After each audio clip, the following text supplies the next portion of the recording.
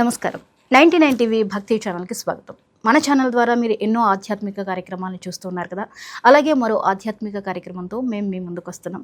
ఆధ్యాత్మిక పరంగా ఎన్నో విషయాల్ని మనకి తెలియజేయడానికి ప్రముఖ ఆధ్యాత్మిక గురువు, అలాగే చిన్నపిల్లల్లో ఆధ్యాత్మికని పెంపొందిస్తూ విశేషమైన సేవలు అందిస్తున్నటువంటి వేదిక్ బ్రదర్స్ నాగతేజు శాస్త్రి గారు ఈరోజు స్టూడియోలో మనతో ఉన్నారు. వారితో మాట్లాడదాం. నమస్కారం గురువుగారు. నమస్కారం అండి. గురువుగారు, ఈరోజు మనం ఎన్నో ఆధ్యాత్మిక అంశాల గురించి మాట్లాడుకోబోతున్నాం. అవునండి. అవి మాట్లాడుకునే ముందుగా ఒక చక్కటి మంత్రంతో కార్యక్రమాన్ని ప్రారంభిద్దాం. తప్పకుండా. ఈనాటి కార్యక్రమాన్ని, ఇంటర్వ్యూ కార్యక్రమాన్ని శుభప్రదంగా వేదమంత్రంతో ప్రారంభిద్దాం. ఓం గణానాన్త్వా గణపతిగుం హవామహే కవిం కవీనాముపమశ్రవస్తమం జ్యేష్ఠరాజం బ్రహ్మణాం బ్రహ్మణస్పత ఆనశృణ్వన్ నోతిభిः सीदसादनम् ఓం శ్రీ మహాగణాధిపతయే నమః. ఓం శ్రీ సరస్వత్యై నమః. ఓం శ్రీ వేదపురుషాయ నమః. ఓం శ్రీ గురుభ్యో నమః. హరి ఓం. గురువుగారు, వేదిక్ బ్రదర్స్గా మీరు చాలా పాపులర్, ఎంతోమందికి తెలుసు. సో ఈరోజు ఈ కార్యక్రమం ద్వారా మీ నుంచి ఆడియన్స్కి ఎన్నో తెలియని విషయాల్ని తెలియజేసే ప్రయత్నం అయితే చేద్దాం. అయితే భక్తి అనేది మన జీవితంలో ఒక అంతర్భాగం. అవును. అయితే ఈ ప్రయాణం ఒక సర్టెన్ ఏజ్ వచ్చిన తర్వాత ప్రారంభిస్తున్నాం. భక్తి అంటే చిన్నపిల్లలకి భక్తి అనేది చెప్పడం అనేది చాలా తక్కువగా జరుగుతుంది. కానీ ఒక స్టేజ్ వచ్చిన తర్వాత 35 తర్వాత భక్తి మార్గంలో ఒక ప్రయాణం చేయడం సర్వసాధారణంగా చూస్తాం. ఆ వయసులో భగవద్గీతలు చదవడం కానీ, రామాయణాల గురించి చదవడం కానీ. అందుకని ఇంట్లో ఉన్న పెద్దవాళ్ళకి కొంత భక్తి గురించి తెలుస్తుంది, వాళ్ళు చెప్తే పిల్లలు వినడము అనేది జరుగుతూ ఉంటుంది ప్రతి ఇంట్లోనూ. అయితే అసలు ఈ ఆధ్యాత్మిక ప్రయాణానికి ఒక వయసు అనేది ఉందా? అసలు ఎప్పుడు ప్రారంభించాలి అనే విషయాన్ని ముందుగా తెలియజేస్తూ మన కార్యక్రమాన్ని కొనసాగిద్దాం. చక్కటి ప్రశ్న. మన నేటి సమాజానికి మీరు అడిగిన ప్రశ్న. అంటే ఇప్పుడు అందరూ కూడా సోషల్ మీడియా ద్వారా కానీ, ఇంకా ఒకరి నుంచి ఒకరు కానీ, ఇంటి పక్కన ఉన్న వాళ్ళు కానీ, తెలిసిన మిత్రుల ద్వారా కానీ, ఇప్పుడు అంటే సీజనల్గా అంటే ఇప్పుడెప్పుడు అయ్యప్ప స్వాములు వచ్చినప్పుడు అయ్యప్ప స్వామి గురించి ఎక్కువ చేయడము, అంటే ఏదో ఒకటి చెయ్యాలనే ఇదితో ఏదో ఒక మార్గాన్ని అయ్యప్ప స్వాములు కానీ, నవరాత్రులు వచ్చినా, వినాయక చవితులు వచ్చినా అనేక మంది చేస్తున్నారు. అయితే చేసేవాళ్ళు అనే విషయానికి వస్తే 25 దాటిన తర్వాత, 25 దాటిన తర్వాత, 35 అంటే ఒక సర్టెన్ ఏజ్ వచ్చిన తర్వాత చేస్తున్నారు స్పిరిచువల్గా. అంతకుముందంతా కూడా ఎడ్యుకేషన్ అని, దాని తర్వాత జాబ్ అని అలా వెళ్ళిన తర్వాత ఏదో ఒక అన్సాటిస్ఫాక్షన్, అంటే ఏదో ఒక అసంతృప్తి నుంచి లోపల అయ్యే ప్రశ్నకి భక్తి మార్గం వైపు అందరూ వెళ్తూ ఉంటారు. అది సర్వసాధారణం. అయితే మీరు అడిగారంటే అసలు ఎక్కడ మొదలు పెట్టాలి అనేది అడిగారు. అయితే మామూలుగా మనకి శాస్త్రంలో కానీ, వేదంలో కానీ, మన భారత ఇతిహాసాల్లో కానీ, ఇప్పటి నుంచి కూడా ఋషుల పరంపరలో కానీ ఒక మనిషి పుట్టిన తర్వాత, అంటే జన్మించిన తర్వాత బాల్య దశ అనేది ఉంటుంది. బాల్య దశలోనే ఈ ఆధ్యాత్మిక బోధన అనేది గురుకులాల్లో ఉండేది. ఇప్పుడు మనందరం కూడా పిల్లలు పెరిగిన తర్వాత ఒక 8-9 ఏళ్ళు వచ్చినప్పుడు స్కూల్స్లో వేస్తాం. Nursery, LKG, UKG, first, second, 10th standard వరకు వాళ్ళకి ఎడ్యుకేషన్ ఇప్పిస్తాం. సో ఈ గురుకుల దశలో ఏదైతే వర్తమానంలో ప్రస్తుతం ఉన్న ఎడ్యుకేషన్ సిస్టంలో ఎలా ఉంటుంది, స్టడీ చేయాలి, ఆ జాబ్ రిలేటెడ్ కోసం, అంటే జాబ్ కోసమే, అయితే ఉద్యోగరీత్యా కోసమే తప్ప అక్కడ మీరు చూస్తే సరిగ్గా ఆరోగ్యపరమైనటువంటి విషయాలు నేర్పరు. దాని తర్వాత ఆర్థికపరమైన విషయాలు, అంటే ఎలా సేవింగ్ చేయాలి, ఎలా ఇన్వెస్ట్ చేయాలి, అలాంటి విషయాలు నేర్పరు. స్పిరిచువల్ అంటే ఆధ్యాత్మికమైనటువంటి విషయాలు నేర్పరు. అంటే ఇవన్నీ కాకుండా ఏవైతే నేర్పారంటే మనకు తెలిసింది, ఇప్పుడు బ్రిటిషర్లు వచ్చిన తర్వాత అనేక విద్యా వ్యవస్థను మార్చేశారు. ఇప్పుడంతా కూడా ఈ సిస్టము ఈ యొక్క మ్యాట్రిక్స్ లాగా వెళ్ళిపోతుంది. ఇది ఇలా స్కూల్కి వెళ్ళాలి, ఇంత ఇంటర్వ్యూ చేయాలి, అలానే వెళ్తుంటుంది. కానీ పూర్వం గురుకుల దశ అంటే బాల్య దశలో గురుకులంలో వేసేవాళ్ళు. అక్కడ 8 సంవత్సరాలు కానీ, 12 సంవత్సరాలు కానీ ఒక పీరియడ్ టైం ఉండేది. ఇంత వయస్సు, ఇంత కాలం పాటు ఉండాలి. ఒక విద్యార్థి అంటే ఒక బాలుడు కానీ, ఒక అమ్మాయి కానీ, కన్యా గురుకులంలో కానీ, అబ్బాయిల గురుకులంలో కానీ ఒక విద్యార్థికి ఇన్ని సంవత్సరాల పరిధిలో, ఇంత వ్యవస్థలో ఆధ్యాత్మికత, ఆరోగ్యం గురించి, ఆర్థికత గురించి, దాని తర్వాత వేదం గురించి, దాంతో గురుకుల దశలో ఇవన్నీ నేర్పేవారు. ఆ బాల్య దశ అయిపోయిన తర్వాత యవ్వనం, కౌమారం ఈ దశలకు వచ్చేసరికి అంటే he will be ready for all, అంటే అన్నిటికీ ఆయన సిద్ధంగా ఉండేవాడు.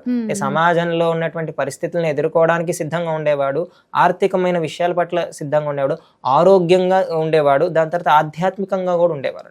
బాల్యంలోనే గురుకులంలో గురువు గారి యొక్క సమక్షంలో ఆ పిల్లవాడికి అక్షరాభ్యాసం చేసి దాని తర్వాత సేవ ఎలా చేయాలి, గురువు గారు చెప్పేటువంటి మంత్రాలని కానీ శ్లోకాలని, అంటే ఏ విద్య నేర్పుతారు, శ్లోకాలు, మంత్రాలు ఇత్యాదివన్నీ కూడా నేర్పిస్తారు. ఇప్పుడు పూర్వం వేద గురుకులాలు ఉండేవి కాబట్టి ఆ వేదంతో పాటు అనేక శ్లోకాలు, మంత్రాలు నేర్పించడం ద్వారా ఆ పిల్లవాడి యొక్క నిత్య దైనందిన జీవితంలో ఆ అక్షర జ్ఞానము, ఆ శక్తి ప్రవేశించి క్రమేపీ వయసు పెరిగే కొద్దీ ఆ మంత్రాల్లో ఉండేటువంటి అర్థము అనేది తెలుస్తూ ఉంటుంది. అక్కడే గురువు గారి సమక్షంలో చెప్తారు. మనిషికి అనేక ప్రశ్నలు వేస్తూ ఉంటాయి. ఈరోజు చూడండి, ఈరోజు సమాజంలో ఎలా ఉంటే సోషల్ మీడియా, ఇన్స్టాగ్రామ్, ఫేస్బుక్, వీటి ద్వారా హెల్త్ కోసం ఇప్పుడు అందరూ హెల్త్ మీద శ్రద్ధగా ముందుకెళ్తున్నారు. ఇప్పుడు జిమ్ చేయడమో, వ్యాయామం చేయడమో, ఇంకోటి దాని తర్వాత న్యూట్రిషన్, డైటిషన్ అలా. కానీ పూర్వం అన్నీ కూడా ఇవన్నీ ఒక మనిషికి పూర్తిగా పరిపూర్ణం, అంటే ఫుల్ఫిల్ మ్యాన్ని అలా తయారు చేసేవాళ్ళు గురుకులాల్లో. సో అక్కడే ఈ శ్లోకాలు కానీ మంత్రాలు కానీ నేర్పించుకుంటూ నేర్పించే క్రమంలో అన్ని తెలిసిపోయాయి అనమాట. అన్ని విద్యలు అంటే 64 కళలు నేర్పించే వాళ్ళు ఈ రోజు అన్ని డివైడ్ అయిపోయినాయి అనమాట ఎవరిదాలకి. కానీ పూర్వం ఇవన్నీ నేర్పించేవారు అనమాట గురుకులాల్లోనే. అయితే గురుగారు ఇప్పుడు గురుకులాలు తక్కువగా కనిపిస్తున్నాయి. అవును. ఆ గురుకులాలకి వెళ్ళే వారి సంఖ్య కూడా తక్కువగానే ఉంది. అవును. ఒక ప్రొఫెషన్ ఎంచుకునేటప్పుడు ఈ ప్యాత్లోనే వెళ్ళాలి. మీరు చెప్పినట్లుగా గురుకులానికి వెళ్తే వాళ్ళు ఏ ట్రాక్లోకి వెళ్తారు, వాళ్ళ ఫ్యూచర్లో ఎటువంటి వృత్తిలోకి వెళ్తారు, ఇలాంటి చాలా చాలా సందేహాలు ఉంటాయి. సో ఇప్పుడు జనరేషన్లో ప్రతి ఒక్కరూ గురుకులంలో ఏవైతే విషయాలు ఉన్నాయో అవన్నీ కూడా తెలుసుకోవాలి అంటే దానికి ఏదైనా మార్గం ఉందా, అది సాధ్యమవుతుందా? అవును. అంటే పూర్వం అండి గురుకులంలో ఉండేటువంటి వాళ్ళు, పూర్వము గురుకులం అందరికీ సర్వసామాన్యం ఉండేది. ఇప్పుడు స్కూల్ ఎడ్యుకేషన్ అనేది, ఫార్మల్ ఎడ్యుకేషన్ అనేది అందరికి ఎలాగైతే నార్మలైజ్డ్ ఉందో, అందరికి సమానంగా ఎలా ఉందో, పూర్వం కూడా ఋషుల కాలంలో కూడా ఒక బాల్య దశ ఏదైతే ఎడ్యుకేషనల్ పీరియడ్ ఉంటుందో, విద్య అర్జించే సమయం అంతా కూడా అందరికీ సర్వసామాన్యంగా ఉండేది. వాళ్ళు ఎదిగిన తర్వాత ఏదేది ఎంచుకోవాలో, వాళ్ళకి దేని మీద అభిరుచి, ఇంట్రెస్ట్ ఉంటుందో అది వాళ్ళ యొక్క జీవనోపాధిగా వెళ్ళిపోయే వాళ్ళు, వివాహం చేసుకునే వాళ్ళు అలా వెళ్ళిపోయేది. సో కాలం మారింది, ప్రొఫెషన్స్ మారినాయి, దాని తర్వాత సోర్స్ ఆఫ్ ఇన్కమ్ మారింది, దాని తర్వాత ఇలా వెళ్ళిపోయింది. ఈ క్రమంలో ఇప్పుడు ఎడ్యుకేషన్ చదువుతున్నారు. అదే ఏదైతే ఎడ్యుకేషన్ అంటే ఫార్మల్ ఎడ్యుకేషన్, మన భారతదేశంలో ఎడ్యుకేషన్ అంటే ఆధ్యాత్మికతో కూడింది ఎడ్యుకేషన్. అసలు మాట్లాడితే జ్ఞానం అంటే ఇప్పుడు ఏదైతే వర్తమాన జీవితంలో కాలంలో ఉందో ఆ ఎడ్యుకేషన్ చేస్తున్నారు, ప్రొఫెషన్స్ వెళ్తున్నారు, బాగుంది. కానీ ఇప్పుడు గురుకులంలో చదువుకున్న వాళ్ళ ప్రొఫెషన్ ఎట్లా అని ఇప్పుడు అనే ప్రశ్నకి మామూలుగా గురుకులంలో చదువుకున్న వాళ్ళు అందరూ కూడా ఇదే మార్గంలో ఉండాలని లేదు. వాళ్ళ నిత్య జీవితంలో ప్రస్తుతం ఎలా చేస్తే బాగుంటుంది. ఇప్పుడు గురుకులంలో వెళ్ళలేకపోతున్నారు, గురుకులాలు కూడా తక్కువైపోయినాయి. ఇప్పుడు ఏం చెయ్యాలి అంటే, పూర్వము మనం అమ్మమ్మలు కానీ నానమ్మలు కానీ చేసేటువంటి ప్రతి పనిలో కూడా ఆధ్యాత్మికతని ఇమిడీకృతం చేసేవాళ్ళు. ఎలా అంటే భోజనం చేసేటప్పుడు మీరు చూడండి, అన్నపూర్ణే సదాపూర్ణే శంకర ప్రాణవల్లభే జ్ఞాన వైరాగ్య సిద్ధ్యర్థం భిక్షాన్ దేహిచ పార్వతి. ఈ శ్లోకం ప్రతి ఒక్కరికి వచ్చి ఉంటుంది. మీరు దేవాలయాల్లో అన్నప్రసాదాల్లో కూడా చూసినా, ఎక్కడ చూసినా కూడా ఇదంతా ఉంటుంది. శ్లోకం అక్కడ రాసి ఉంటుంది. అలా చెప్పించేవారు, అందరు చెప్పండి అమ్మా అని అనేవాళ్ళు. అలాగా చేసేటువంటి ప్రతి పనిలో కూడా శ్లోకం చెప్పించి ఇంట్లో నుంచే ప్రయాణమైనండి. ఋషుల కాలంలో ఆ జ్ఞానం పోయినా, ఆ సాంప్రదాయం పోయినా కూడా అప్పటి అమ్మమ్మలు కానీ నానమ్మలు కానీ తాతయ్యలు కానీ మీరు చూస్తే పద్యాలు బాగా వచ్చేవి. మీరు గర్భస్థంతో ఉన్నటువంటి ఆడపిల్లలకి వాళ్ళ అమ్మమ్మలు ఉయ్యాల లూపుతూ కానీ, దాని తర్వాత పాడుతూ కానీ, స్నానాలు చేయిస్తున్నా కానీ శ్లోకాలు, అప్పటి కాలపు పద్యాలన్నీ నేర్పించేవి. అవును, పాడుతూ అన్ని చేస్తూ ఉండే అన్ని కూడా. ఏది చేయని చూడండి, అమ్మాయికి మంగళహారతి ఇవ్వని అంటే అంత జ్ఞానం ఉండేదన్నమాట. అంటే మంత్రాలు అర్థం కాకపోయినా ఆ యొక్క అక్షరాలతో ఉన్నటువంటి తెలుగు సాహిత్యం వాడుక భాషలో చేసుకున్నారు.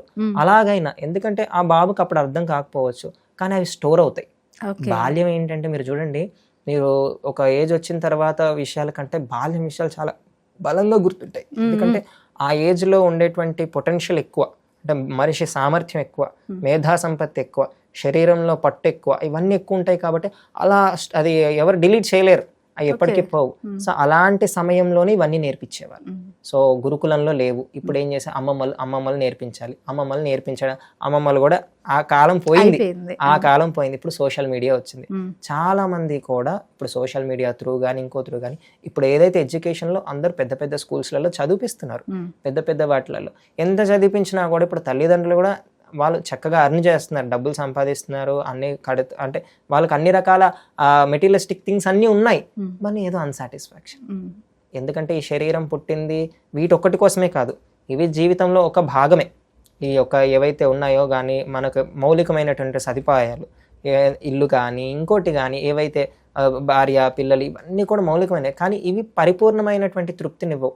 ఎప్పుడైతే ఏ వ్యక్తి అయితే ఆధ్యాత్మికంగా తన ప్రయాణాన్ని తనకు తాను ప్రశ్నించుకొని ఒక మార్గం వైపు, ఒక గురువు వైపు వెళ్ళాలి, ఒక నిత్య సాధన చేసుకున్నప్పుడు అది ప్రతిరోజు ఇచ్చే తృప్తి అది వర్ణనాతీతం అనమాట.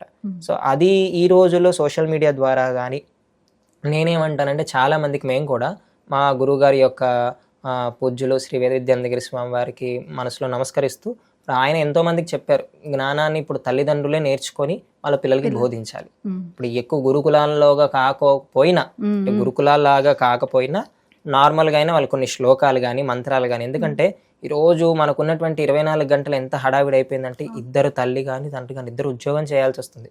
అంటే 80% ఇద్దరు, ఇప్పుడు సాఫ్ట్వేర్ టెక్నికల్ ఫీల్డ్ అన్ని రకాలుగా, సాఫ్ట్వేరే కాకపోయినా ఇంక ఏ ప్రొఫెషన్లో అయినా ఇద్దరు చేస్తేనే సమాజంలో అలా జీవనం అనేది జరుగుతుంది. సో అలాంటి క్రమంలో సమయం తక్కువ, శరీరంలో బలం లేదు కదా, తగ్గిపోతుంది. ఇప్పుడు డే మొదలైనప్పుడు మనకుండే ఎనర్జీ డే ఎండ్ అయిపోయేసరికి ఉండదు. సో ఆ సత్తు లేకుండా వెళ్ళిపోతుంది, అలా శరీరం అంతా కూడా బలహీనంగా అయిపోతారు, వెళ్ళిపోతారు. ఇంకా పిల్లల్ని పట్టించుకొని స్కూల్స్లో వేసేస్తాం. కానీ ఇలా జరిగిపోయింది అనుకోండి, నిజంగానే వాళ్ళు 25-35 వచ్చినాక అప్పుడు మొదలు పెడతారు. కానీ దీనికి పరిష్కారం ఏంటంటే, మా గురుగారు ఏం చెప్పారంటే తల్లిదండ్రులు కూడా కేటాయించాలి. ఎందుకంటే భగవద్ ఆరాధన అనేది, భక్తి మార్గం అనేది, ఆధ్యాత్మిక మార్గాన్ని ప్రతి ఒక్కరికి, నీ పిల్లవాడికి కావాలి, నీకు కావాలి, నీ భార్యకి కావాలి, నీ తల్లికి కావాలి. అలాంటప్పుడు ఏం చేయాలి, ఎక్కడి నుంచి మొదలు పెట్టాలి? ఆ పిల్లవాడికి చిన్నప్పటి నుంచే చేసే ప్రతి పనిలో కూడా శ్లోకాలు మంత్రాల్ని అలవాటు చేయాలి. వయసు పెరిగే కొద్దీ ఆ జ్ఞానం అనేది వస్తుంది. గురువుగారు, ఇప్పుడు ప్రతి కర్మకి ఒక మంత్రం ఉంది అని మీరు అంటున్నారు.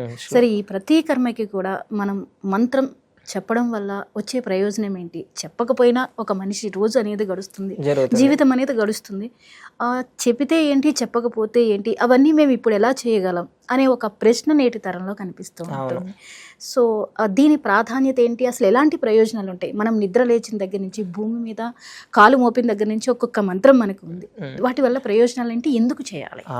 అదే మీరు అడిగిన ప్రశ్న చాలా చాలా ఉత్తమమైనదండి. ఇది మనకేంటంటే ఋషులు ఇచ్చినటువంటి జ్ఞానం ఎంత గొప్పదంటే, వాళ్ళు భూత భవిష్యత్ వర్తమానాన్ని చూసే మన మానవాళికి అనేక జ్ఞానాన్ని అందించేశారు. ఇలా జరుగుతుంది. ప్రతి ఒక్కరికి కూడా అనేక రంగాలు ఉంటాయి ఈ భూమి మీద. ఈ సృష్టి నడవాలంటే ఒక్కొక్క డిపార్ట్మెంట్ ఒక్కొక్కలా ఉంటుంది. ఇప్పుడు దేవాలయంలో అర్చకుడు చేసే ఆయన వృత్తి కానీ, ఆయన పని కానీ, ఆయన కర్మ కానీ, ఆయన ధర్మం ఏంటంటే దేవాలయంలోనే చూసుకోవడం అనమాట. ఆలయాన్ని కట్టేవాడు వాడు 24 గంటలు కడతానే ఉండాలి, శిల్పి చెక్కుతానే ఉండేవాడు, పెయింట్లు వేసేవాడు పెయింట్లు వేస్తానే ఉంటాడు. అలాగా ఒక మనిషి జీవనాన్ని గడవడానికి ఏదైనా ఒక వృత్తిని ప్రధానంగా ఎంచుకొని దాంట్లో గడిచిపోతూ ఉంటుంది. సో అందరూ కూడా ఎంత భగవంతుడు తెలిసినప్పటికీ కూడా ఖచ్చితంగా చేయలేరు. ఇది ప్రశ్న.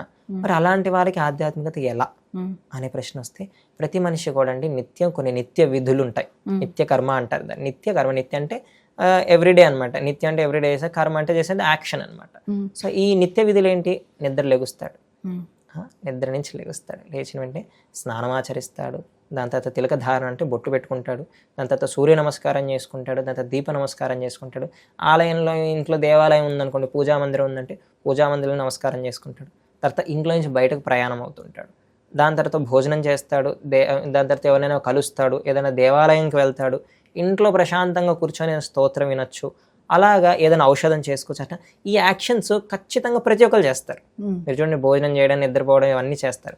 అయితే చేసే ప్రతి కర్మకి కూడా ఒక శ్లోకాన్ని జతపరిచారు మన ఋషులు మునులు. అది వయసు పెరిగే కొద్దీ దాని మీద అన్వేషణ పెరుగుతుంది. ఇప్పుడు నేను చిన్న ఉన్నప్పుడు మా గురువు గారు చెప్పారు, నేను నేర్చుకునేవాడిని. కాలం వెళ్ళే కొద్దీ మనిషికి మెచ్యూరిటీ పెరుగుతుంది, అవగాహన పెరుగుతుంది, వయసు పెరుగుతుంది, పరిణితి పెరిగినప్పుడు ఇది ఎందుకు, ఈ శ్లోకం ఎందుకు చెప్పారు అనేది జరుగుతుంది. ఇప్పుడు అసలు శ్లోకాల శక్తి ఏంటి, అక్షరాల శక్తి ఏంటి, అక్కడి నుంచి వద్దాం. ఇప్పుడు చేసే పనికి ఎందుకు శ్లోకాలు చెప్పాలి, చెప్పుకోని వాళ్ళు కూడా బతికేస్తున్నారు కదండి అని అంటారు. అయితే మనిషికున్న దశ, మనిషికున్న బాల్యం, ఇప్పుడు అంటే ఇది ఒక్కొక్క కేటగిరీ. శ్లోకాలకి మంత్రాలకి ఎందుకు చెప్పాలి, మంత్రంకున్న శక్తి ఏంటి, అది ఏ వయసులో చెప్పాలి, ఈ 3 విభాగాల గురించి మాట్లాడుకుందాం. ముందు మంత్రశక్తి అంటే ఏంటో చెప్పుకుందాం. ఇప్పుడు అక్షర జ్ఞానం అండి, అక్షర జ్ఞానం, అక్షర సంపద, అక్షరమాల అంటారు. ఇప్పుడు సరస్వతి స్వరూపిణి, గాయత్రి స్వరూపిణి అక్షరాలన్నీ కూడా. అయితే ప్రతి ఒక్క అక్షరానికి కూడా ఒక శబ్దానికి ఒక ఫ్రీక్వెన్సీ ఆఫ్ ఎనర్జీ ఉంటుంది, ఒక ఎనర్జీ అనమాట. ఇప్పుడు ఆ అన్నం అనుకోండి, దానికి ఒక పరిణితి ఉంటుంది అనమాట. ఇంత వాల్యూమ్ ఆఫ్ ఎనర్జీ అనే వైబ్స్ ఉంటాయి, ఇంత ఎనర్జీ, అది మనకు కనపడవు, అంటే అది ఇన్విజిబుల్ అనమాట ఆ ఎనర్జీ వేవ్స్ అన్ని. దాని తర్వాత ఆ అంటే అలాగా మనకు ఉన్నటువంటి ప్రతి ఒక్క అక్షరాలు, సంస్కృతంలో కానీ తెలుగులో కానీ ఏవైతే అక్షర సంపద అన్నిట్లో కూడా శ్లోకాలు మంత్రాలు 2 ఉంటాయి. స్తోత్రాలన్నీ కూడా వాటికి స్వరం ఉండదు, వీటికి స్వరం ఉంటుంది మంత్రాలకి. అయితే ఈ ప్రతి అక్షరాన్ని కూడా శ్లోకాల్లో కానీ మంత్రాల్లో కానీ బీజాక్షరాలు ఉండేది అవే అక్షరాలు. అయితే ఈ అక్షరానికి ఉండేటువంటి శక్తి ఇంత మాత్రం ఒక మాత్రం ఇప్పుడు 10% ఒక అక్షరానికి ఉందనుకోండి, ఇంకో అక్షరానికి ఇంకో శక్తి ఒక 20% ఉంటుంది అనుకోండి. ఈ 2 ఎప్పుడైతే కలుస్తాయో, కలిసి ఉచ్చరించడం వల్ల అక్కడ ఇంకో పరిణితితో శక్తి పెరుగుతుంది. అలాగా ఏ అక్షరానికి ఉన్నటువంటి శక్తి ఏ అక్షరంతో కలిస్తే అప్పుడు పెరుగుతుంది. మీరు చూడండి, అవే అక్షరాలు సాధారణంగా ఏదైనా స్తోత్రం చదివేమనుకోండి, ఇప్పుడు శుక్లాంబరధరం విష్ణుం శశివర్ణం చతుర్భుజం ప్రసన్నవదనం ధ్యాయేత్ సర్వ విఘ్నోపశాంతయే, చాలా సౌమ్యంగా ఉంది, చాలా చక్కగా వెళ్ళింది. అదే మీరు కొంచెం తాండవ స్తోత్రాలు కానీ, మరి మహిషాసురమర్ధిని స్తోత్రాలు కానీ, ఐగిరి నందిని నందితమే ఇలా చెప్పుకుంటూ పోతే అప్పుడు అదే అక్షరాలు ఇక్కడ కూడా ఉంటాయి, కానీ ఆ వైబ్రేషన్ మారిపోయింది, ఆ శక్తి మారిపోయింది. అలాగే ప్రతి ఒక్క శ్లోకంలో కూడా శక్తులు అలా ఉంటుంది. అయితే ఈ యొక్క అక్షరాలని మనం చెప్పడం వల్ల మనకేంటి అనేది కూడా ఉంది. మన శరీరంలో ఆపాద మస్తకం అంటే పాదాల నుంచి మొదలగు శిరస్సు వరకు ఈ చేతికున్న ప్రతి ఒక్క అంగానికి కూడా ఒక్కొక్క అక్షరం బీజాక్షరం అయి ఉంటుంది. నాలుక మీద సరస్వతి ఐం ఉంటుంది. అలాగా మనకి ఇంత శాస్త్రం ఉండేదన్నమాట. చాలా మందికి తెలియలేదన్నమాట. ఎంతో మంది గురువులు వాళ్ళ చెప్పడం ద్వారా మాకు కూడా తెలిసింది, అది గురువు అనుగ్రహం. అలాగా ఈ అక్షరాలు ఎప్పుడైతే ఒక మనిషి సరిగ్గా ఉచ్చరించడం ద్వారా, చూడండి, సరిగ్గా intention must be very powerful, పర్టికులర్గా ఉండాలి. సరిగ్గా ఉచ్చరించడం ద్వారా ఎప్పుడైతే కళ్ళు మూసుకొని మీరు ఏదైనా ఒక శ్లోకం కానీ స్తోత్రం కానీ సరిగ్గా విన్నారనుకోని శరీరంలోంచి ఆ స్పందన వస్తుంది, మనస్ఫూర్తిగా చేయడం కానీ. ఎప్పుడైతే మనకు ఆక్యుప్రెషర్ పాయింట్స్ అని ఉంటుంది, ఆక్యుప్రెషర్ వైద్యంలో ఆ పాయింట్స్ అట్లా వైబ్ అవుతాయి. మీరు చూడండి, కొన్ని శ్లోకాలు స్తోత్రాలు అంటే ఇట్లా రోమాంచితం అయిపోతుంది, అంటే గూస్ బంప్స్ అంటాం చూసారా, అది జరుగుతుంది అనమాట. అలాగా ఈ శ్లోకాల్లో ఉండేటువంటి శక్తి అది. ఇప్పుడైతే ఈ శ్లోకాలు ఈ తరంగాలన్నీ కూడా మెదడుకి జిమ్ లాంటివి. ఇంకోటి, మనం కండలు పెంచాలంటే, శరీరం పటుత్వంగా ఉంటే జిమ్కి వెళ్తాము, సూర్య నమస్కారాలు చేస్తాం. మన మైండ్కి ఏంటండి, మైండ్కి ఏంటి? ఇప్పుడు మీరు చూడండి, ఇప్పుడు చాలా మంది కూడా రీసెర్చర్స్ ఏం చేస్తారంటే, బాగా మైండ్కి జిమ్ ఏంటిది, పుస్తకాలు చదవడం అంటారు. పుస్తకాలు ఎలా చదువుతాం? నోట్తో చదవం, పుస్తకాలు కళ్ళతో చదువుతాం, కళ్ళతో ఎలా చదువుకుంటూ పోతాం. అప్పుడు మైండ్కి ఒక జిమ్ లాగా జరుగుతుంటాయి, ఆ వేవ్స్ అనేవి జరుగుతుంటాయి. మరి సాధారణ పుస్తకాలు చదివితేనే నీ మైండ్కి అంత జిమ్ అన్నప్పుడు ఋషి విజ్ఞానము, భగవంతుడు ప్రకృతి నుంచి ప్రసాదితమైనటువంటి వేద మంత్రాలని కానీ శ్లోకాలని కానీ శక్తితో కూడినటువంటి శ్లోకాలు చదివితే మైండ్కి ఎంత తేజస్సు ఉండాలి, ఎంత మేధో సంపత్తి ఉండాలి, ఎంత జ్ఞానం ఉండాలి. అది మన శరీరంలో అవి ఎంత గొప్పవైనా కూడా అది తీసుకోవడానికి మన శరీరం రెడీగా ఉండాలిగా. అది ఎప్పుడు రెడీగా ఉంటుంది? బాల్యంలోనే రెడీగా ఉంటుంది. మీరు చూడండి, ఒక వయసు వచ్చిన తర్వాత ప్రతి మనిషికి ఎలా అయిపోతుందండి, ఒక వయసు వచ్చిన తర్వాత చదువుకోవాలి, సంపాదించాలి, వివాహము, దాని తర్వాత ఇంట్లో ఆర్థికమైన ఇబ్బందులు, అనారోగ్యమైన ఇబ్బందులు, మానసిక ప్రశాంతత లేకపోవడం, ఇంట్లో అనేక ఇబ్బందులు మన మెదడులోకి తూరుతాయి. కానీ స్కూల్లో చదువుకున్న పిల్లలకి ఏముంటాయండి చెప్పండి? స్కూల్లో చదువుకున్న పిల్లలకి చదువు, ఆ రోజు హోంవర్క్ పూర్తి చేయడమే పెద్ద అప్పు తీరిపోయినట్టుగా ఆనందపడిపోతాడు. అరే ఇంట్లో సరుకులు ఏం తేవాలి, అంత కష్టం ఆలోచించాల్సిన అవసరం లేదు, నా ఫీజు ఎవరు కడతారు, అదే ఉండదు. సో మైండ్ అనేది చాలా ప్రశాంతంగా ఉంటుంది ఆ టైంలోనే, అంటే ఆ బాల్యంలోనే. ఇంత డీప్గా మనం లోతుల్లోకి వెళ్తే ఇంత బెనిఫిట్ అనమాట. సో అంటే ఆ ప్రశాంతంగా ఉన్నటువంటి ఆ వయస్సు, ఆ బాల్యంలో ఇలాంటి నిత్యం ఏదో ఒక శ్లోకం 10 నిమిషాలు అలా చదవడం వల్ల ఈ మెమరీకి జిమ్ అవుతుంది. చిన్నపిల్లాడు, చదువుకునే పిల్లాడికి ఏం కావాలండి? మెమరీ పవర్ కావాలి, ఫోకస్ ఆఫ్ కాన్సన్ట్రేషన్ కావాలి. అవి ఎప్పుడు పెరుగుతాయి? ఈ మంత్రం చదవాలంటే శ్రద్ధగానే చదవాలి, ఎలా పడితే చదవడానికి లేదు. ఇప్పుడు ఆ శ్రద్ధగా పెట్టేటప్పుడు ఇక్కడ యాక్టివిటీ ఏమవుతుంది? కాన్సన్ట్రేషన్గా యాక్టివిటీ అవుతుంది. దాని తర్వాత మైండ్కి జిమ్ అవుతుంది, అంటే ఇక్కడ మెమరీ పవర్ పెరుగుతుంది. దాని తర్వాత ఇక్కడ కాన్సన్ట్రేషన్ పెరుగుతుంది. దాని తర్వాత ఒక శ్లోకం మంత్రంగా ఒక చిన్న పాప చదివితే ఎంత ముచ్చటగా అనిపిస్తుంది, చాలా ముద్దుగా. అంటే చూసారా, ఒక శ్లోకం చదవడం వల్ల అటు ఆరోగ్యంగా, ఆ ఉచ్చారణ చేయించడం వల్ల ఆరోగ్యంగా బాగుంది. దాని తర్వాత ఆ అబ్బాయికి వయసు పెరిగే కొద్దీ దానిలో డెప్త్ తెలుస్తే ఆధ్యాత్మికంగా అక్కడే మొదలైపోయింది. అంత మెమరీ పవర్గా బాగుంది. ఎవరైనా వచ్చినా కూడా మంచి పేరు. అంటే ఒకటి చదవడం వల్ల ఇన్ని లాభాలు ఉన్నాయి. అలాగా మంత్రాన్ని ఒక అక్షరానికి ఉన్న శక్తి అదైతే వేద మంత్రాలకి ఇంకా అంటే స్వరయుక్తంగా ఉంటాయి కాబట్టి ఇంకా మహోన్నతమైనటువంటి శక్తి ఉంటుంది. అక్షరాలకి సహజ సిద్ధంగా ఒక శక్తి ఉన్నప్పటికీ కూడా వేద మంత్రాలు ఇంకొంచెం ఎక్కువ ఉంటుంది. సో ఈ చిన్న పిల్లలకి వయసు పెరిగే కొద్ది గురుకులాల్లోకి వెళ్ళిన వాళ్ళు వేదం చదువుకోవాలనుకున్న వేదం చదువుకుంటారు. అలా లేదు నిత్యం ఇప్పుడు సాఫ్ట్వేర్ ఇప్పుడు అపార్ట్మెంట్స్లో ఉంటారు, ఎక్కడ ఉంటారు. నేనేమంటానంటే మా గురువు గారు వీళ్ళందరూ ఏమంటారంటే చేసే పనులకి ఆ శ్లోకాలు ఉంటాయి, ఆ శ్లోకాలు నేర్చుకుంటే పిల్లవాడికి అభిరుచి పెరుగుతుంది. వాటి మీద అభిరుచి పెరుగుతారే ఈ శ్లోకాలు ఏవో బాగున్నాయి, ఒక స్తోత్రం బాగున్నాయి, అదేది బాగున్నాయి అని బాగుంటారు. అలా వాళ్ళే వాళ్ళు అడాప్ట్ చేసేసుకొని ఇంకా ముందుకు వెళ్ళిపోతుంటారు మనం అంటూ ప్రారంభిస్తే. అది మంత్రానికి శ్లోకాలకు ఉన్న శక్తి. మీరు అన్నారు రెండో ప్రశ్న ఏంటి, అసలు ఈ క్రియకి ఎందుకు చేయాలి? ఇప్పుడు అక్షర జ్ఞాన శక్తి మనకు అర్థమైపోయింది. ఇప్పుడు చేసే పనిని యాక్షన్ అంటారండి. ఇప్పుడు మనిషి నిద్ర నుంచి లెగుస్తూ ఉంటాడు, నిద్ర దశలో ఉంటాడు, స్వప్న దశ నుంచి మేలుకుంటాడు, జాగ్రత్త అవస్థలోకి వస్తాడు. రాగానే రాత్రి ముందు రోజు ఏవైతే అంటే ప్రతి మనిషికి కళలు ఎలా వస్తాయంటే ఆ ముందు రోజు చేసినటువంటి పనులు అయినప్పటికీ ఆ పడుకునే పావు గంట ముందు కానీ ఏదైతే యాక్టివిటీస్ ఉంటాయో మనిషికి మెదడుకి పని ఏదన్నా ఆలోచించడము, ఇంకేదన్నా చూడడం కానీ, ఏదన్నా వీడియోస్ కానీ, సినిమాలు కానీ, ఏదన్నా పర్టికులర్ విషయం గురించి ఫ్యామిలీ కానీ, కెరియర్ కానీ, ఇంకేదన్నా అనేక మనిషికి 100 ఆలోచనలు కదండి, 1,00,000 ఆలోచనలు ఆలోచిస్తే దాని మించి స్వప్నంలో అనేది ఆలోచనలు వస్తుంటాయి. అంటే ఈ కళలు రావడం అనేక దశల మీద ఉంటుంది.